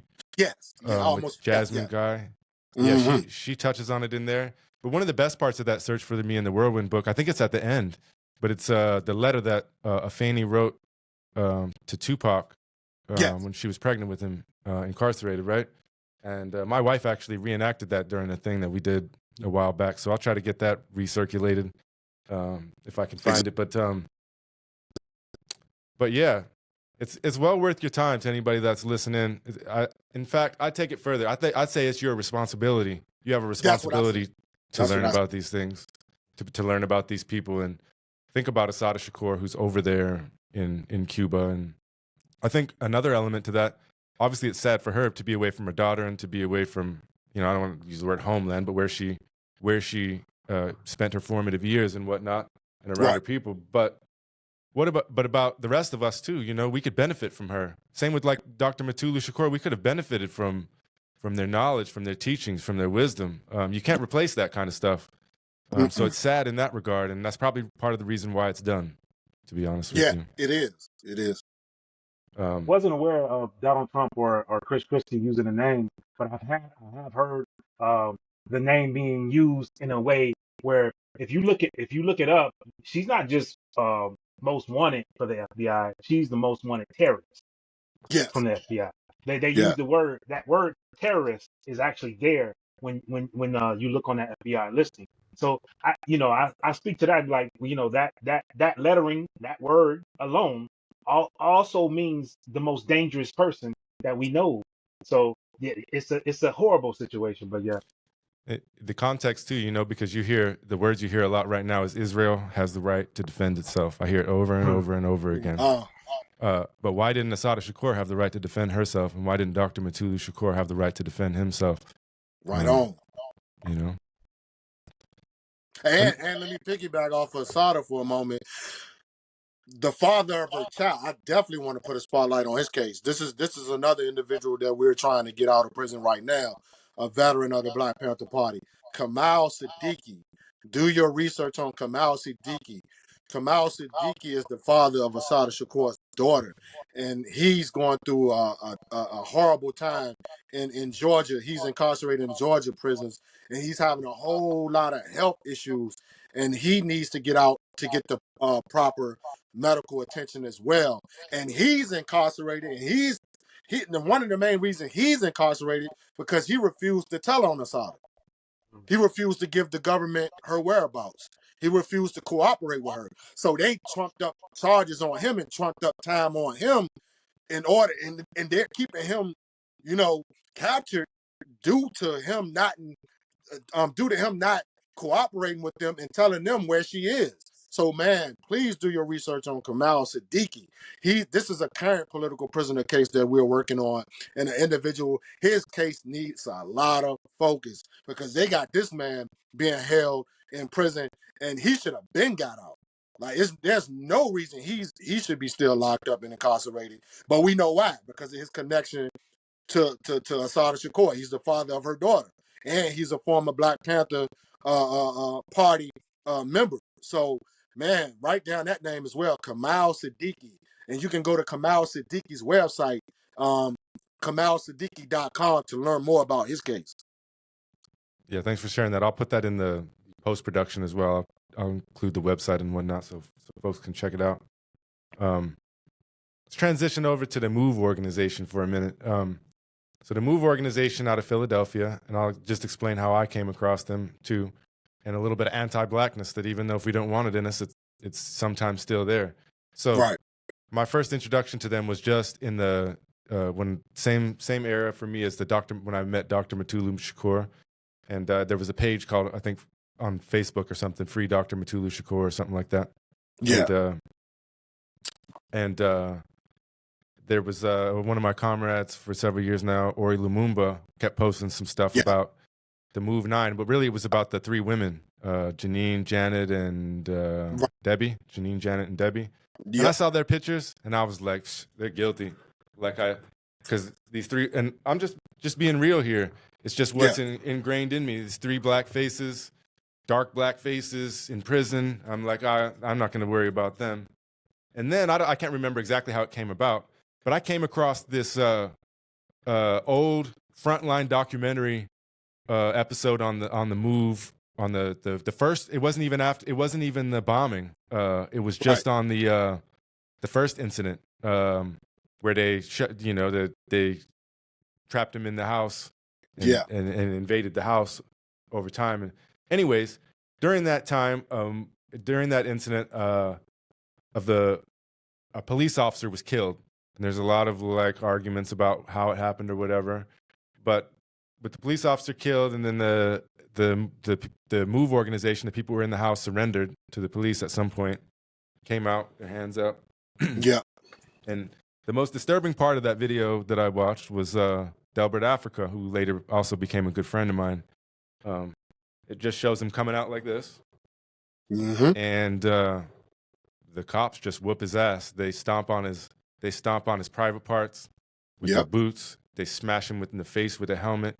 I know he had broken facial features. He had broken ribs. I know he had, in the private parts, he had some issues going on. But it was really disturbing. And then even more disturbing was to watch and listen to the main cop that was there, talk about it, and talk about him like he's just this piece of fucking shit, animal, blah, blah, blah.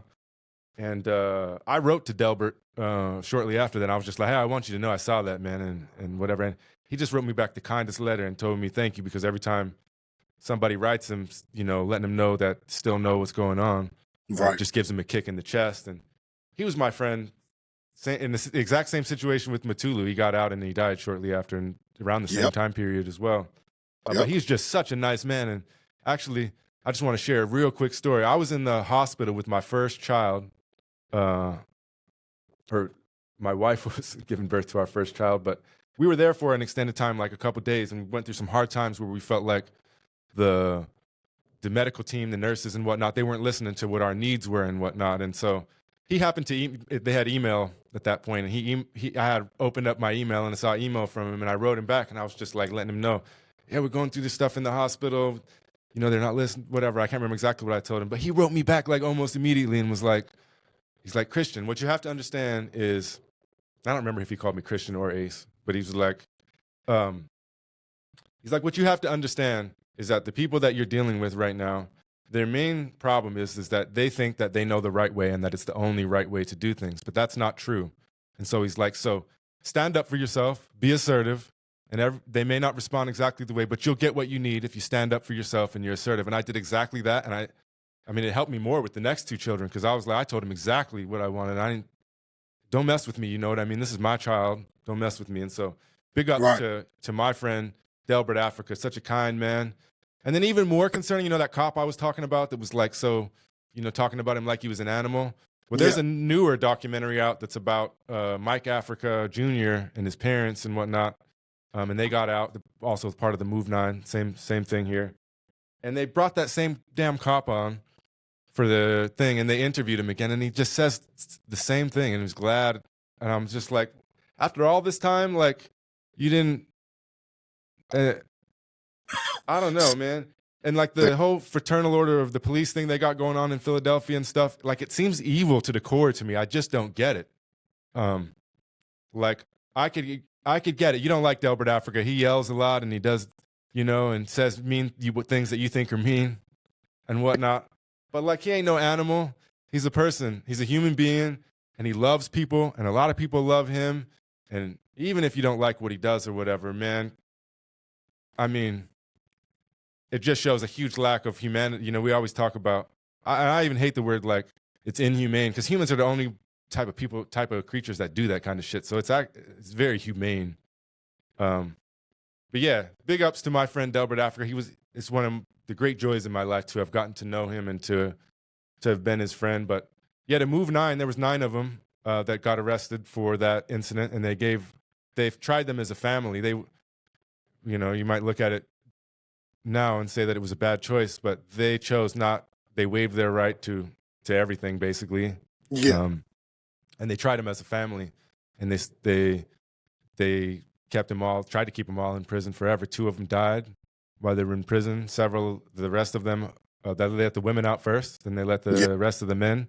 Two of the three men died, right? Like so far, Delbert and Chucky both passed away. Or did. Yep. Yeah. So respect to them. Well, let's see who's still alive. Mike Senior's still alive. His wife Debbie's still alive. Stayed true to each other. You know, one of the cool things about them is they came out 40 years in prison. That's a long time. And if you've ever been in a jail, it's hard to be healthy. You don't see sunlight. You don't get good food. You don't have a lot of opportunities for exercise. But man, they all look like they're 20 years younger than they, you know, because the MOVE organization was big on health and fitness and taking care of themselves. But yeah, so who's alive? They got Mike Senior's alive, his wife Debbie, Janine, Janet, and Eddie. My wife had a good friendship with Eddie when he was in prison. Real cool guy too. Yeah.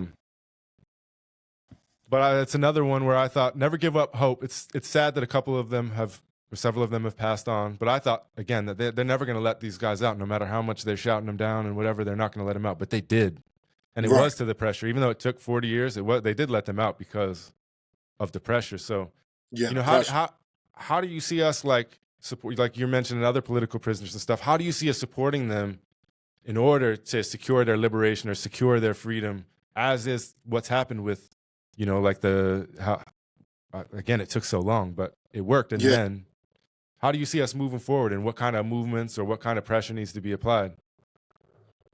I mean, I would just say we got to keep on adding on to what we already got going on, you know, at the end of the day. And we got to remember that there are individuals who are still incarcerated that's political prisoners. You mentioned the Move family. There's a individual who's associated with the Move family still incarcerated in Philadelphia right now, Mumia Abu Jamal. That's another one individual that they're trying to keep in prison and try to let him die in prison. And you know, same situation. You know what I'm saying? He was framed up on a murder of a police officer that he did not commit, and so they're trying to punish him for that because he was a member of the Black Panther Party and the Move organization and things of that nature. You got him, Veronza Bowers, another Black Panther. Ed Poindexter, if people don't know who Ed Poindexter is, of the Omaha 2 Black Panther Party that's still incarcerated. One of the most famous of them all, H. Brown, he's still incarcerated. He goes by Jamil Alameen right now. Those are a couple of names I just wanted to throw out there that needs focus because all these individuals are dealing with health issues. And we got to get them out, man. And it starts with going through the process of like me and you went through. You gotta find these names. Find these names, write these names down, look up their stories, research their stories, see why they need to be freed, look for the injustices in their cases. One website you can go to right now is thejerichomovement.com. thejerichomovement.com. And they have a list of all the political prisoners who are currently incarcerated right now.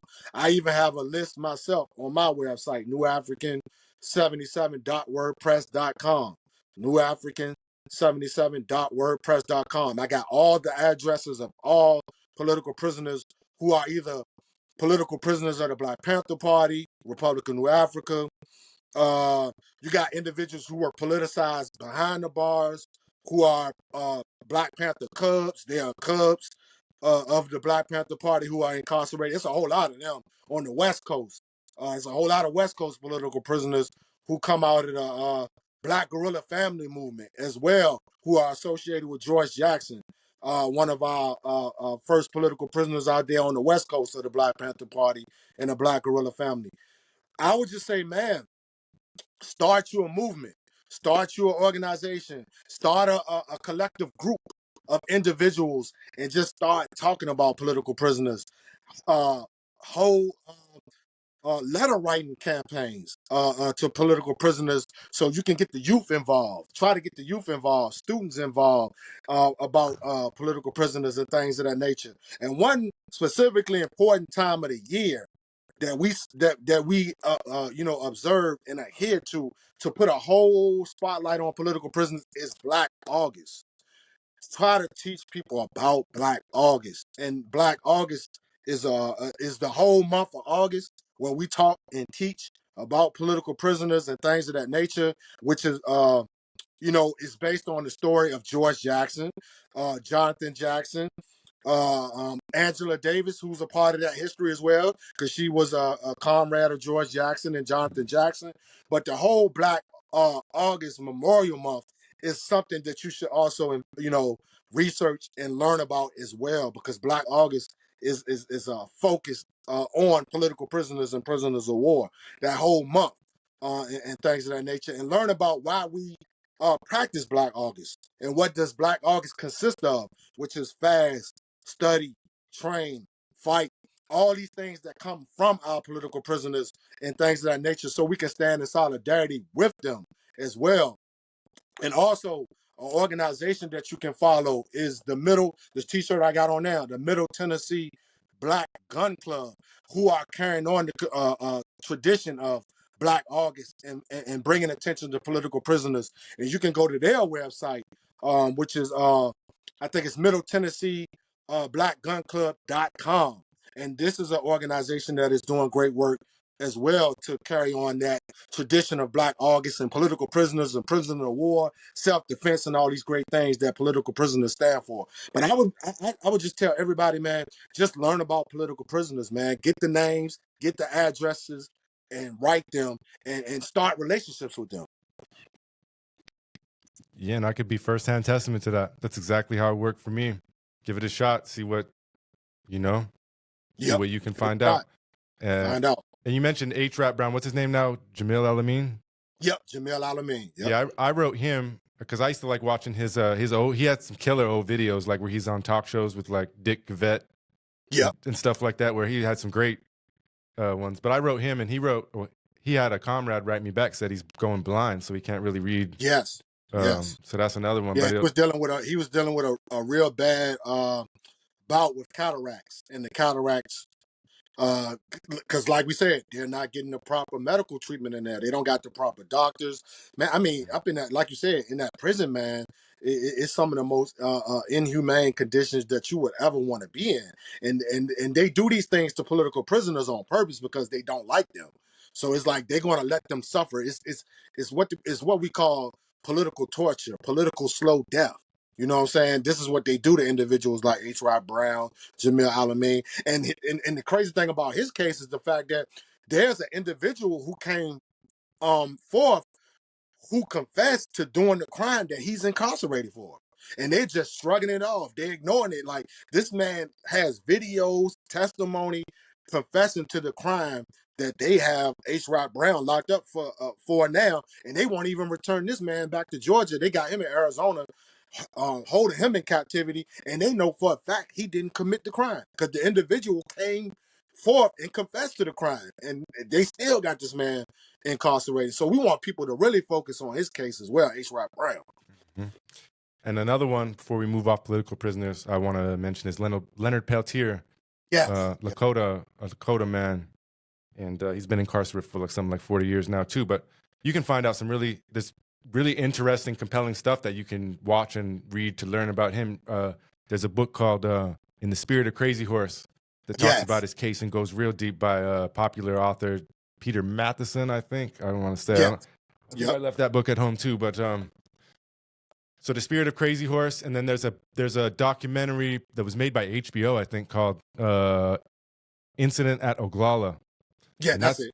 Yeah, that's a really good one too, and it goes in, and it's just like we don't have time to go through all of them, but even like the Mumia thing, like you start like watching and learning about it, and you're like, it just doesn't make sense. I don't have the answer. Like, I don't have the exact answer of what like happened in these things. I can only say that it didn't happen the way that they're saying it happened. That's what I can tell you. In almost every one of these cases, it didn't happen the way that they're saying it happened, and they also ignore the context of which it happened in. Yep. The important part, the context. And I always like to put this out here to the people. Y'all got to realize the time and era that this happened in.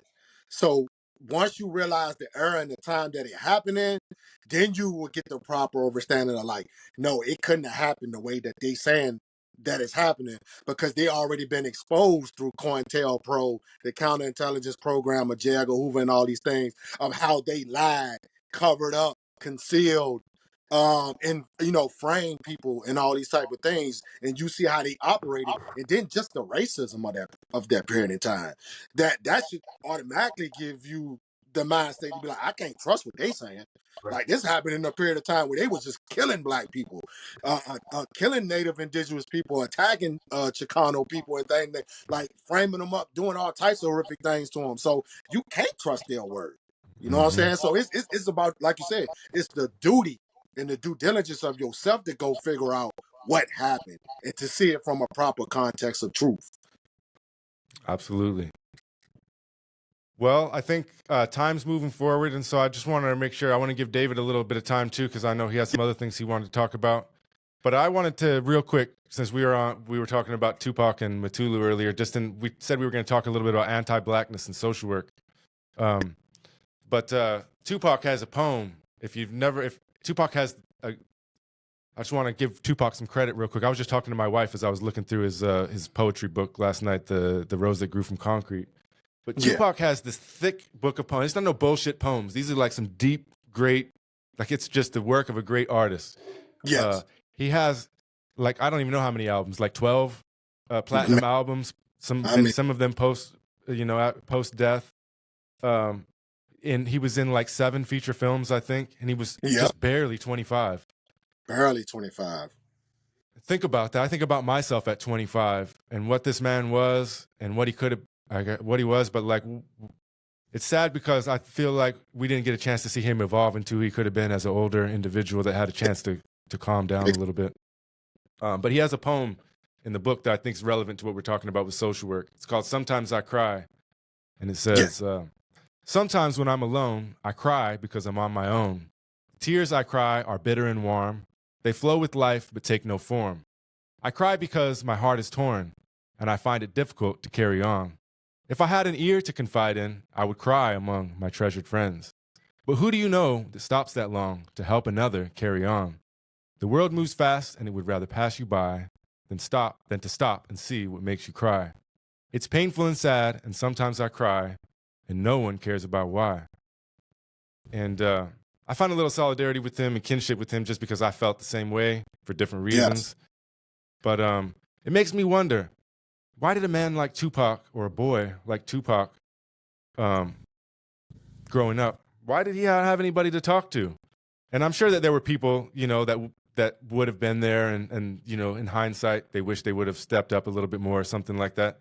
But like where, and I don't mean like necessarily, it doesn't have to be a professional social worker, what I'm talking about, but where was the social workers to talk to Tupac and to help him through these things? Where were they? He had because the poem says he had nobody to listen to. Nobody would listen to him cry. And it just, I don't know. It makes me sad because, like, if there's anybody that could have used it, it seems like it could have been Tupac. And I would add to that. It goes back to what we was just saying on the last topic of the political prisoners. I would have to say you have to look at the era and the time period that he was growing up in. His family constantly under attack. The family being constantly FBI surveillanced and things of that nature. So you got to think about it from a child's perspective. The fear that caused. You know what I'm saying? To be walking around, you got these people hiding in bushes with cameras. You got people sending threats to your household. And even to throw in there the poverty. We got to remember the conditions of the society at that point in time. Even for Tupac and his family in that household, we talking about poor households here. You know what I'm saying? Where the resources were at that point in time, like you just said, like this was heavy racism point in period of time. So, you wasn't going to get the best resources at that point in time. And even if you did have the opportunity to get those type of resources, these individuals were racist. At that point in time, it was racist practice. Even in the social workers, like they would shrug your problem. Oh, you're black. You don't have no issue. You black. You know what I mean? Stay in the ghetto. Stay in the poverty. Like you're not going through anything. That's what you're supposed to go through. You know what I'm saying? And I'm just speaking from the mentality at that point in time of individuals who worked in that field. Now, if we're talking about our own social workers, you know what I'm saying, during that point in time in the movements of the Black liberation movement, you got to understand people like Dr. Matulu Shakur and these people, they were doing social work at that point in time. Mm-hmm. They were at the Lincoln Detox Center and all these type of things and trying to get these programs together. But you got to understand at that point in time, they're being attacked. You know what I'm saying? So it's kind of hard for you to be stable to pay attention to a Tupac or their children or their kids and things of that nature. And trust me, the individuals who were taking care of Tupac and them and the children of the movement at that point in time, they did the best they could. You know what I'm saying? But at this point in time, you're doing a whole lot of hiding. You're trying to stay alive because you don't know who's going to be assassinated next. You don't know who's going to be incarcerated next. So you're going from household to household, state to state, city to city. So it was just a whole chaotic atmosphere at that point in time. So it was kind of hard for him to, you know, find somebody to talk to. So that's why, in that point, that's why that's one of my favorite poems that he wrote, because it's speaking to that. I think it's speaking to that. And also the other children, the Black Panther Cubs of the movement at that point in time, I think all of them felt that way. Like they didn't really have nobody to talk to. And also it speaks to the children of that generation and even into our generation, the kids of our generation that, you know, going through the crack era and all these type of things, like you really didn't have nobody to talk to. You know what I'm saying? And the social work, I hate to say this, but the social work was racist. You know what I'm saying? If you're looking for that resource at that point in time, they wasn't trying to help Black kids or any type of impoverished kid, whether you were white, you know what I'm saying, whatever. They wasn't really trying to help you because they're looking at you as impoverished people, like they're not trying to really help you. If we were to look at the day that Brother Shakur was talking about as far as when Tupac was being raised up, and Yeah. just take it a little bit farther back, Dick Gregory has a book called Nigger, and the one thing about that book is that when I read it, I didn't know that he was a very famous comedian Right. until he realized what was going on with Mega Evans. That changed his whole perspective. Changed his whole perspective about doing comedy on stage, being out there with Johnny Carson and all that kind of different things. It changed perspective. And he was very famous. He was getting paid millions and millions of dollars to do comedy. But as soon as he changed his perspective and how he looked at things, they shut him down. Yeah. They made what he said, and as you look at Dick Gregory, you know, even prior to his death, of the speech and the language that he spoke upon how his community was dealt with, you can tell that they used it as he's using theory, or he's using this is not real. This is I forget what the words that they use to describe how he talked, but they use it as just, oh, this is just fictitious language. It's just something that basically is not even actually real. What he's talking about is it's just things. But as I grew up with Public Enemy, KRS-One, as I grew up, man, then you would hear the little innuendos within the music. And we look at today's Black activists. They're not being in prison so much, but they'll be shut down. Jay-Z did a whole album, the 444 album. And if you listen to it as a Black person or even as a white person, what you do is you hear there is so many different segments on schooling us on where we should be and how we should be, or what, you know, there's different things. And you have to do it like that. Like you talked about how Tupac had to hide. You had to hide the language within the hip hop world. But yeah, Exactly. I totally agree. Exactly. So what about today? You know, how do you think I don't want to like categorize like every Black person in America looks at it the same way, but like perspective, what do Black people feel about social workers today? Because there's obviously, well, let me say this. So like even in the social work education, if you look at stats, which I don't like to always pull out stats often lack context. But if you pull out the stats, Black students are the ones that are least likely to finish the program.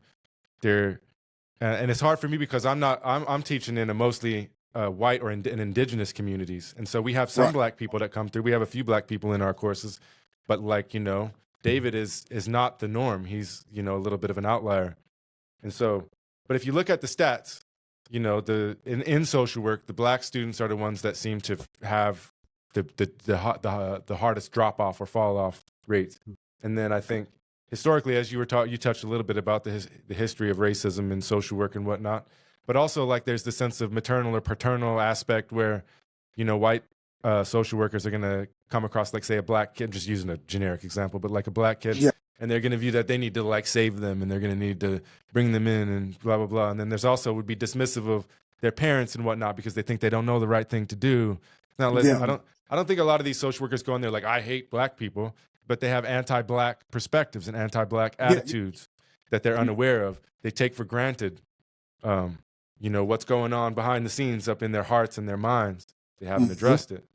So what do you think it looks like today in 2023? Has it changed for the better at all? Is there still the mistrust? Because I meant to mention too, when we talk about mistrust, would be like child protection services and things like that. Yes. And I don't want to completely diss on them. I don't know every individual that's in child protective services and whatnot, but I mean, and I just spoke to a guy last week that's really trying to reform it in New Zealand. So I give credit to, you know, people like him.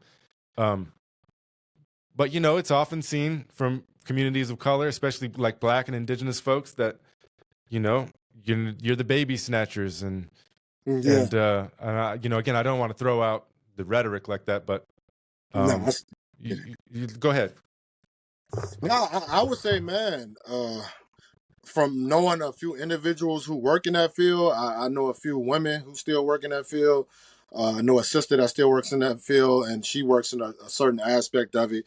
I mean, man, it's got a tad bit better, and I mean a tad bit, but the distrust is still there. You know what I'm saying? Because how can I put it?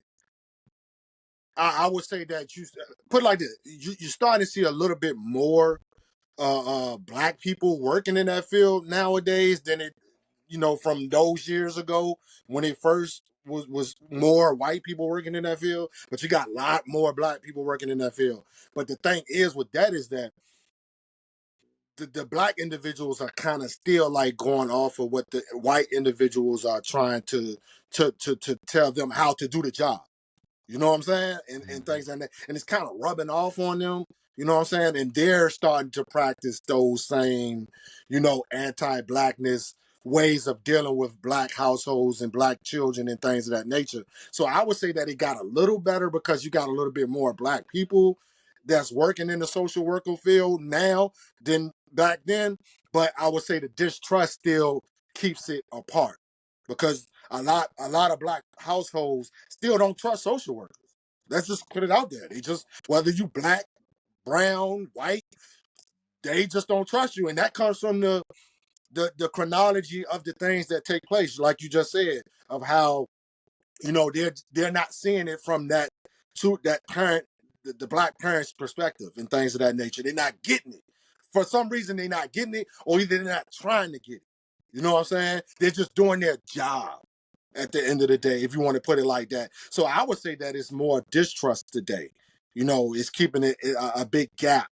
And for it to come together in a better way, and a better work to be, you know, done in that field. I would just say it's more distrust now. Yeah, I think my last comment before I want to give David some time. Like, I think the over-professionalization of social work at this point has contributed to that, right? It's just this huge professional field That's where I was trying to get to that. Yeah. Yeah, like, and even we were talking about Tupac, even if we were to put him back then or in the present, many, I'd say like a large majority of social workers that are going to school, like especially for their masters, they're going to be like clinical social workers to be a therapist. Well, it's very unlikely that Tupac Shakur walks into the door of the therapist's office unless he was court ordered to or something like that.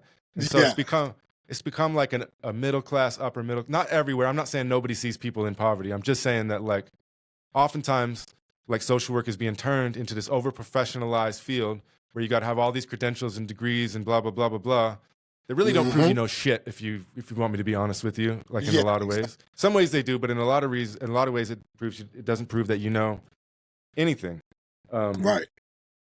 And so with that over professionalization of it, and you know, like the lack of the humanization, personalization of it, like it doesn't, oftentimes it doesn't like it doesn't allow us to get to know each other the way we need to know each other. Like for me, I work with indigenous people, right? Me and David are in a rural cohort where I'm the teacher, he's a student, but Yeah. we're the only non-indigenous people in there. And so the way that I was able to become affiliated and be a part of their circle was through the talking to them and listening. I should say not talking, but by listening to them. And it took a lot of hours and a lot of time. And same thing with other people too. But we don't have the time and the space for that. And people don't even know that they need to do that. And I think also people are afraid because, you might hear things that might break down some of those big, strong structures you got built that's protecting those invulnerabilities or those vulnerabilities within yourself. So I don't know. We got to change, like as far as speaking as a social work professor, we got to find a way to change things, to make things more personal, to emphasize listening, to emphasize, like you going into like, especially if you're just this is just one generic example, but if you're a white person going into a black household, you need to take some time to sit there and make sure that you're taking the time to listen and to make sure the time that you're hearing what they have to say and what do they want, and more important, what do they need? Not what your job says they need or whatever you think you learned or whatever you think they need. Well, what do they say they need? Because oftentimes that just be completely ignored. And I'm sure David can add some context to that. I'm going to turn it over to David. I'm going to step away for just a second. I don't mean to be rude, but I think my little girl just turned 4. She's being a little princess. She been great and hasn't made a peep during this whole time, but she keeps waving at me. So I'm going to take her to the bathroom. I'll be right back. Okay. Go ahead, David. I would love to say this, man. When I was growing up, I looked at, as if I was to look back at it right now, the social workers in my community was Mr. Wells, my Aunt Mary, and Mr. Ludi. Mr. Wells was my 5th grade teacher. Right. My Aunt Mary, it was exactly what she was. She was my auntie. And Mr. Ludi was my barber. The around the corner barber shop, man, where I would go and literally get my hair cut. And honestly, man, the act of listening that happened, man, when I tell you, Mr. You get those things sometimes that ask you who was your favorite teacher to bring you back to your password or something like that, right? Yeah. Or what was your favorite dog? I would always put Mr. Wells. One of the reasons why is because Mr. Wells was a listening man. Yeah. Like, he was just this powerhouse guy where when you wanted to talk, he was there. My Aunt Mary, man, gave me my first job when I was 11 years old, and she was custodian for a school. And she would come pick me up on Saturday mornings, man, and Sunday mornings. And we would walk through the school called a building check. And basically, she would have me marching behind her, man. It was just this thing where it was just, you just get in tune to a child because you remember when you was a child. And Mr. Ludi, my barber, man, when I was sitting in that chair, man, it's David. How was your hair today? He cut my hair. How was your life? What's going on with you? Talk. But you got a girlfriend? It was just a thing where you allowed me to be me. Exactly. And so in my perspective, when it comes down to social work, I think what people fail to do is to get in tune with children. Yes. We have a lot of people, man, be it black or white, to come up to Alaska to either teach or get in social work or be a therapist, and they fail and they leave. The social work door is a revolving door here. Constant. The social work door is a constant revolving door here because they either say the kids is bad. My experience, and I don't want to keep talking so much, but my experience was this. I came to rural Alaska, and I went into the classroom and I started teaching, right? Right. And in my teaching, I'm asking the kids, hey, do you like this or do you like that or what do you like? And tell me what you like. And not one kid said one word. And I felt that was disrespectful. I raised 5 children myself. How in the world y'all not gonna answer my question? And so I'm getting upset, I'm getting angry, I'm getting mad, and I'm the teacher. And I'm getting mad, getting upset. Like, y'all need to speak up. And not one of them said one word. But here's the thing, Brother Shakur, what they was doing this all the time when they would answer me, or if they were talking with this their eyebrow. Yeah. Yep. I didn't know that. My little thought process had me in a position where I thought that a kid or a child or a person had to respond a certain way, but they were responding the entire time. And I had a parent call one day and was like, "Hey, Shelton, calm down on my children. Don't talk to them like that." I'm like, "Well, I'm looking for them to respond." And they not responding. But what I didn't understand was I had no idea how these kids talk. I think Right. and Christian, I was just mentioning that, my social workers and when I was growing up, Mr. Wells, my auntie, and Mr. Ludi, my barber, my aunt, and my teacher. Literally, man, there's got to be a place as a social worker, and I love what Professor Christian said because when I first met him, we had a talking circle, and he involved people that I didn't think was involved to be involved, and that was his own children. Uh, They're not even of age, but he right. involved them in a talking circle where we're all going around with adults, and he treated his children as if they had a voice. Yeah. Bingo. What do you? Yeah, yeah. So who is your social workers? I asked that, brother Shakur, as you were growing up Uh-huh. in your world, in your environment, and we take all that professional social worker out of the whole scenario. Right. Who do you say was your social worker as you grew up? Man, that's a great question, man, because I'm gonna have to go back to Pac's poem. At the end of the day, I really didn't have that, to be honest Mm, with you. And I'm gonna give you a prime example. When my brother got killed, my older brother got killed, uh, in 1995, and it was another close friend of mine that got killed, and he got killed. He was only 14 years old. This is something we witnessed. You know what I'm saying? In this period of time, and I always tell people this when they ask me about my story on why you became an activist and all these type of things. It starts there. That was mm, my first transformation because I didn't have social workers to talk to. I didn't have these type of individuals to release the pain, mm, the agony, the hurt, the confusion, and all these type of things are wondering why these things were happening in our community to young black men. You know what I'm saying? Why are we being murdered? Why are we killing each other? What is this? The drugs, all these type of things. One of my parents was on drugs. You know what I'm saying?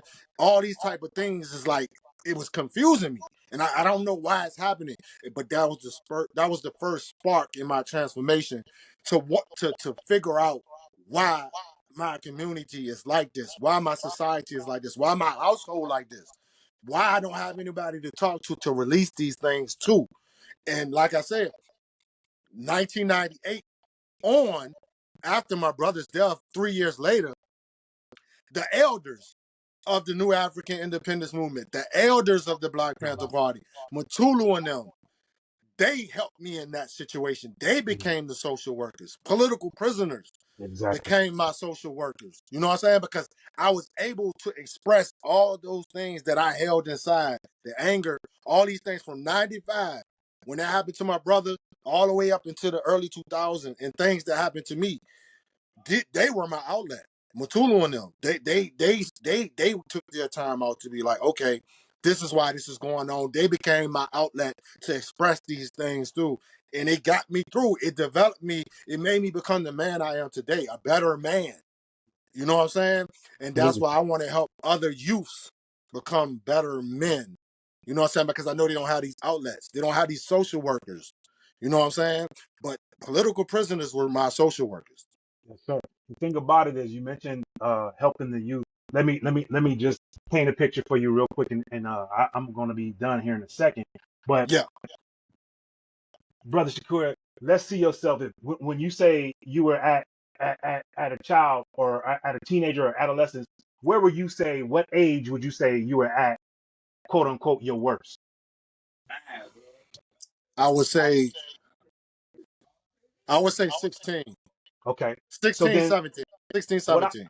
what I want you to do is talk to our audience real quick. Talk to the indigenous audience, the black audience, the white audience. Talk to a 16-year-old that faced exactly what you faced at the age that you faced them. talk to your younger self as of right now, and tell them some of the outlets that they can actually talk to or go to.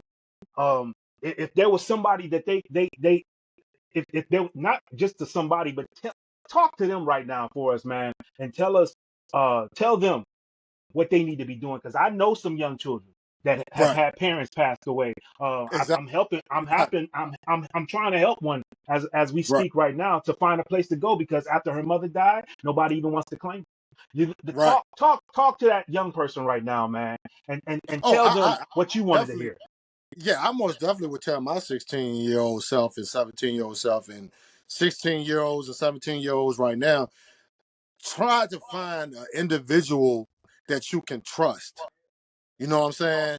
And confined in, and so you can be able to release these things, everything that you want to express and release to them, that you might not have that individual in your household, or you might not trust them. It goes back to what you said earlier, what you was talking about with the say for instance, you had a sister that was being, you know, touched by the father, and the father did, the other Yes, sir. brother didn't see it that way because he sees the father Yeah, in a whole different light.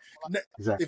If you have that type of atmosphere in your household and you can't really trust your parents, and you don't feel comfortable talking to them in that manner, I would just try to tell them to find an individual that you can trust. And I know that's a hard process as well, trying to actually find that individual or that adult or that person. It might not even be an adult at the end of the day. It might not be another adult that you can confide in and try to talk to release these things to and talk to. And it might be somebody your age or a little bit older, Right, like an older brother right. or older individual in the community that you see that's doing good work or doing things with the youth and things of that nature. Try to get with that individual. Yeah, You know what I'm saying? Because these are absolutely. things that I missed. I overlooked. Mm, Put it like that. I overlooked. Because there were individuals in my community at that time, whether they wasn't related to me, they were older individuals who were doing these things that I find myself doing today, that I wish I can go back in time and actually speak to them. yeah. You know what I'm saying? I think that was my mistake right there. That was one of my mistakes. But I'm young though, so You did. I can't really blame myself too much because at that Absolutely. point in time I'm young. But it Right. was individuals in my community that I could have went to and been like, I see them doing great things with the youth. You know what I'm saying? And Yes, they sir. talking to them, they trying to help them, but I didn't open my mouth. Yes, sir. You know what I'm saying? That's amazing that you're saying that. So for me as a social worker and what I'm working on, and this is my last question to you. Um, what can you tell me? What can you ingrain in me? Yeah, Because although I know I can see it in your face that you're a lot younger than me, but yeah, man, educate me. Show me, tell me something I can do to talk to today's youth, be it indigenous or black, be it yeah. white or Hispanic. Just talk to me. Yeah, I would just say, man, it kind of hits on what Christian was saying. Like, it's all about listening. Listening is the most important tool and principle that you can use when you're trying to reach the youth. Because if you don't listen to the youth, we're gonna neglect them without doing it intentionally. You know what I'm saying? Because it's like we gotta fit inside their world. You know what I'm saying? Even if you, we older. You know what I'm saying? It's a lot of stuff that we can't identify with that Yes, sir. they're doing today as youth and things of that nature. But we gotta try to fit in that paradox. You see what I'm saying? Yes, And sir. and that starts with listening. That's one of my key principles and tools that I've learned from a lot of individuals, even Dr. Matulu. Like Matulu used to tell us, like, you gotta be a listener. Because if you don't listen, you're gonna miss out on a lot of things that can help that situation Mm, of communication with yes, sir. those youths. That can be very simple. It can be a very simple process on helping them overcome what they're going through. So I would say the first step would be the listening. You got to listen to them and fit inside their world. You know what I'm saying? Because despite what they're going through, there's a lot of things that they can help develop you in a better way. That's what Yes, I've sir. learned with dealing with the youth. They can help me become better at what I do. You see what I'm saying? Just by Yeah. fitting in their world. Because they're intelligent. Don't get it wrong. They're going through things, but they're intelligent youth too. They're intelligent. So it's stuff that we can learn from the youth as well. You know what I'm saying? Absolutely. And it can help a lot. I would just say being a great listener. I truly appreciate this, man. And I And that's honestly, very simple. That's a yes, very sir. simple principle. You know what I'm saying? That a lot of us overlook. Social workers Very. overlook. It's that listening part and trying to fit in the youth's world. You know what I'm Yes, sir. saying? Yes, sir. Not trying to be totally them, not trying to be there, because we can never be them. You know what I'm saying? But it's about the part of trying to fit into the world to understand it, so you can come up with better solutions and helping them overcome and become better people and better youth, better boys, better females, and all types of things in that situation. Not trying to fit a square peg in a round hole, but allowing the round hole peg to Yeah, actually yeah, work itself the way it's supposed to work. right, right. Absolutely, man. Brother Shakur, let me tell you this, man. In doing this interview, it's been an actual pleasure and honor. Uh, and the thing about it is, I totally, man, just I was a little nervous, man, when we were coming on, but as Yeah, you spoke, and I've listened to a few different your communications online and different things like that. Man, keep doing what you're doing. Don't ever stop. We need you. yeah. And honestly, man, I truly enjoyed having this conversation with you today. I appreciate it. I totally appreciate it, man. And like I always tell people, I appreciate anybody who take even 1 minute out the day to listen to anything I got to say. It's a blessing and an honor to even, to take any type of time out your busy schedule to listen to anything I got to say. So I want to say thank you. I appreciate it. Yes, And sir. I enjoyed this conversation as well. Yes, sir.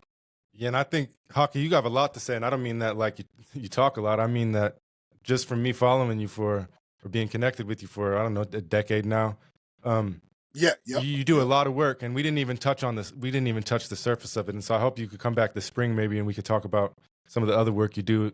Specifically, I'm interested in, a lot of the historical work you do with slavery and the legacy of slavery and whatnot. So let's get to that. Oh, I'll come back on anytime you want me to come back on, and we can build and chop it up. Sure. So let's make that happen. I had a thought about what you all were saying about listening. Another thing that we can do, I think just a simple example would be Assata Shakur would say, so for example, say you have the whole world pretty much telling you that she's bad. Not the whole world, but Right. the government, the powers that be, the people with those voices out there telling you that she's bad. And you could accept that, or you could listen to her. She's got like I said, she has a video on YouTube. What is The Eyes of the Rainbow? And then she has an autobiography in her own words. It's literally her talking to you. So you have an opportunity to listen. So when you're presented with something like that, see if you have an opportunity to listen to the individual that's being talked about, like Assata Shakur, because she has a lot to say. And it's worth, like I said, it's worth listening to. My last question before we leave, before we get to our last words, another figure, in Black history would be Fred Hampton. I had the privilege of meeting his son, Fred Hampton Jr., at that MOVE conference I was talking about. Who's a really nice, heartfelt man. That's all I could say. Right. But Fred Hampton, he was killed by the police. Right. If you don't know about that story, I don't have time to don't take all your evidence just from the film that came out recently, but look further into Fred Hampton. Yep.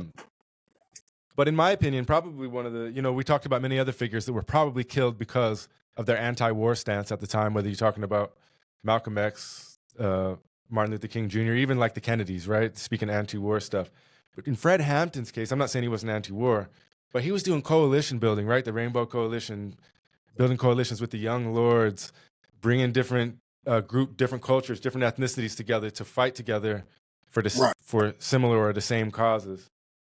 Where are we at today? It feels like we do have some coalition building and whatnot, but it seems like, again, the category of listening, we're not listening to each other, and we all sit in our own shells and our own bubbles. Even with social media, you have exposure to anything you want, right? Right. Oftentimes it gets put in a bubble because of the algorithms and whatnot that you are. So your current belief systems just continuously get reinforced. You're not challenged. Especially if you're watching regular news and stuff like that too. Right. What do we need to do to move forward to work together? You two are Black, I'm white. We come from different backgrounds, different contexts. We got different life experiences, but I feel like ultimately we're working towards, we have some of the same ideals, and especially the important ones. And so, how do we get to that to where we can work together as like whatever you want to call us, working class people, the proletariats or whatever? But Yeah. how do we get back to like how do we follow Fred Hampton's vision? Because I mean, again, another like Tupac, so freaking young, but Right. still able to do so much and say so much. So how do we learn from Fred and you know move towards that towards a rainbow coalition? I would just say, I mean, you got a lot of individuals who are trying to, carry on that torch, and they're actually, forming like, little rainbow coalitions, if that's what you want to call it or label it. I mean, it's certain groups that are trying to reinforce that and try to build off of what Fred Hampton and them was doing and things of that nature. But again, it's kind of like what you said a few seconds ago. It's kind of like I would say kind of segregated off. It's like people doing like their own little, how can I put it? It's kind of like a little cliquish.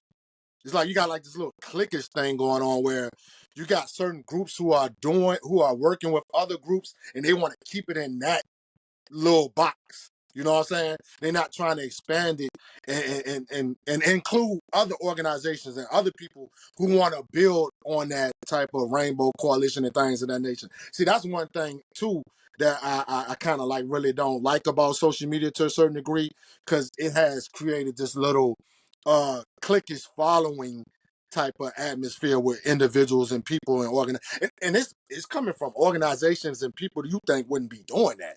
You know what I'm saying? People who've been doing this work before the internet and social media type of things. But I'm starting to see them falling into those type of ways of they're just, they segregating themselves off and they doing it with only certain people. You know what I'm saying? So right now, I've been trying to figure that out myself. You know what I'm saying? Like on how we can build off of Fred Hampton's, coalition of unifying different groups and working together better. But it's kind of like hard because you got so many people pulling people this way, pulling people that way. Man, like, put it like this. The issue is everybody wants to be right. You know what I'm saying? Everybody wants to say, I got the solution. You know what I'm saying? And I'm having a hard time adapting to this. And, and I've been in the movement for damn near, over 20 something, 20 years. And I'm looking at this shit like, it's kind of mind boggling to me because it's like, wow, like, how do I fit myself in this type of confusion? You know what I'm saying? When I know right from wrong, I know how it should be organized, how it should be going. But you got this new era that's pulling it away because everybody wants somebody to follow what they're doing. You know what I'm saying? And it's becoming cluttered. I don't know if you're noticing that, but it's kind of cluttered now because now you don't know who is who or what they're trying to do. What's your agenda? What are you really trying to accomplish for the people? Indigenous people, black people, white people. What are you trying to accomplish? Because everything seems cluttered at this point in time. Like, and I'm gonna tell you who it's affecting the most. It's affecting the youth who have the new ideas and who trying to organize the new rainbow coalitions. It's confusing them. You know what I'm saying? Because now they don't know who to get with. They don't know who to take great advice from, great leadership from, or learn from. You know what I'm saying? Because you got the people that you think would know better that would be trying to work better with each other, but it's a struggle. It's a one big struggle pulling each other away. So really, I ain't gonna lie to you right now. I really don't have a solution, to be honest, because I'm navigating through that. You know what I'm saying? And trying to fit in with other people who trying to build off of that Fred Hampton type of legacy of the coalition. But it's kind of even with Fred Hampton Jr., I be seeing him like it's kind of like a struggle with that whole situation right now. Confusion. Yeah, well, there's a saying, that we make the road by walking. And so we walk in the road right now and hopefully, Yeah. We could we can get closer to the destination by walking that path ourselves. Yep. We can't change everybody else's world and all in one conversation or all in whatever, one podcast or whatever. And like I'm glad you just said that's the key. Is more conversation got to be had. It starts with conversation. And the people who really trying to put that forth, those the people that need to get together and have these conversations and organize around these conversations. The people who are really trying to form this coalition needs to get together, and not in like no cliquish, separate paradox box. We trying to get everybody on a unified front, because the only way we're going to win is on a united front. Period. Absolutely. All right. Well, like I said, we're making the road by walking here ourselves, the best that we can do. I feel like we could talk all day. We went a long time. Like I said, my daughter over here, she's been extremely patient, and I got to get home to my other kids. My wife's got to get back to work in a minute. But I just want to say big thank you to David. Man, this has been one of the best episodes. Your contributions are invaluable. Thank you so much for taking your time to prepare for this, for being here, for being thoughtful, and for being you, David. I appreciate it. You got any last words? Man, I'm happy to be here and be in this conversation. Thank you so much for having me. It means a lot. Yeah, and a big thank you to our special guest, Haki. I'll have to ask you this question. I just remembered it, but one of the things I want to talk to you about was like the power of language, understand versus overstand. We don't have time, but I just want to plant that seed so we could talk about that another time. But it's been an absolute pleasure to have you here, Haki. I have nothing but respect for you. Before I give you your last words, I just wanted to pay respects to some of the people we talked about. You said your older brother transitioned on. Talked to Matulu, Delbert, some of the people that we've come across, that we've been friends with, that have touched our lives. I just want to say big respects to those, to the people that have, from our past, or I don't know, not from the past, from our present, but are no longer here in the physical realm with us.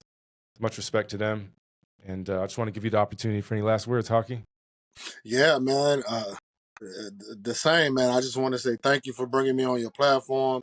The feeling is mutual. I have so much respect for you as well, man. And like you said, man, it's been over a decade that we've been back and forth. So, man, I just want to continue it and, continue to work together, have these conversations, and build and keep putting this education out here to liberate our people and things of that nature.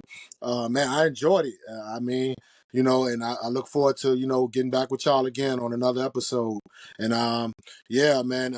and just check me out. Follow me on all my social media sites. Everything is under Haki Kweli Shakur, man, and just follow me. And I'm gonna just keep leading the way, keep doing my thing, and I appreciate it. And would you mind messaging me some of those links so that I can put them in the, the post productions on YouTube and all that stuff, so it's easy for people to find? Yeah, I got you. Send me that. All right, and I want to thank the audience, especially Minnie and Olivia, for your contributions to the dialogue. That stuff's invaluable too. And thank you to all the listeners that's going to be tuning in later. I hope you enjoyed this episode, and I hope that it changes something within your heart, within your mind, within your consciousness. I hope it, maybe most of all, I hope it provokes you to go and look a little deeper, and spend some time listening and whatever it is that you need to do. All right, well, that's it. I'll dress the podcast up later. Thanks again to my guests, and we'll be in touch. Take care. All right, take care. All right, peace, everyone.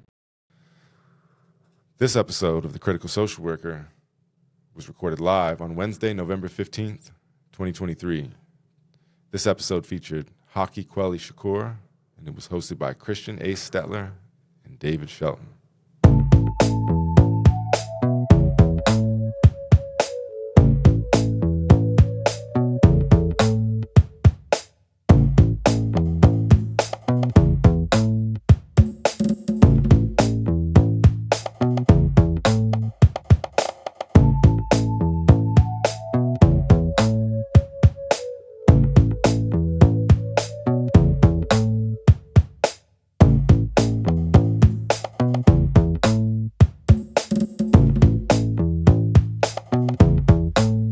Brought to you by the University of Alaska Fairbanks Department of Social Work.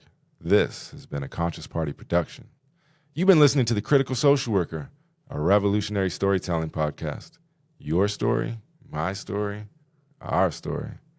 All right, everyone, until next time, keep being revolutionary. Peace.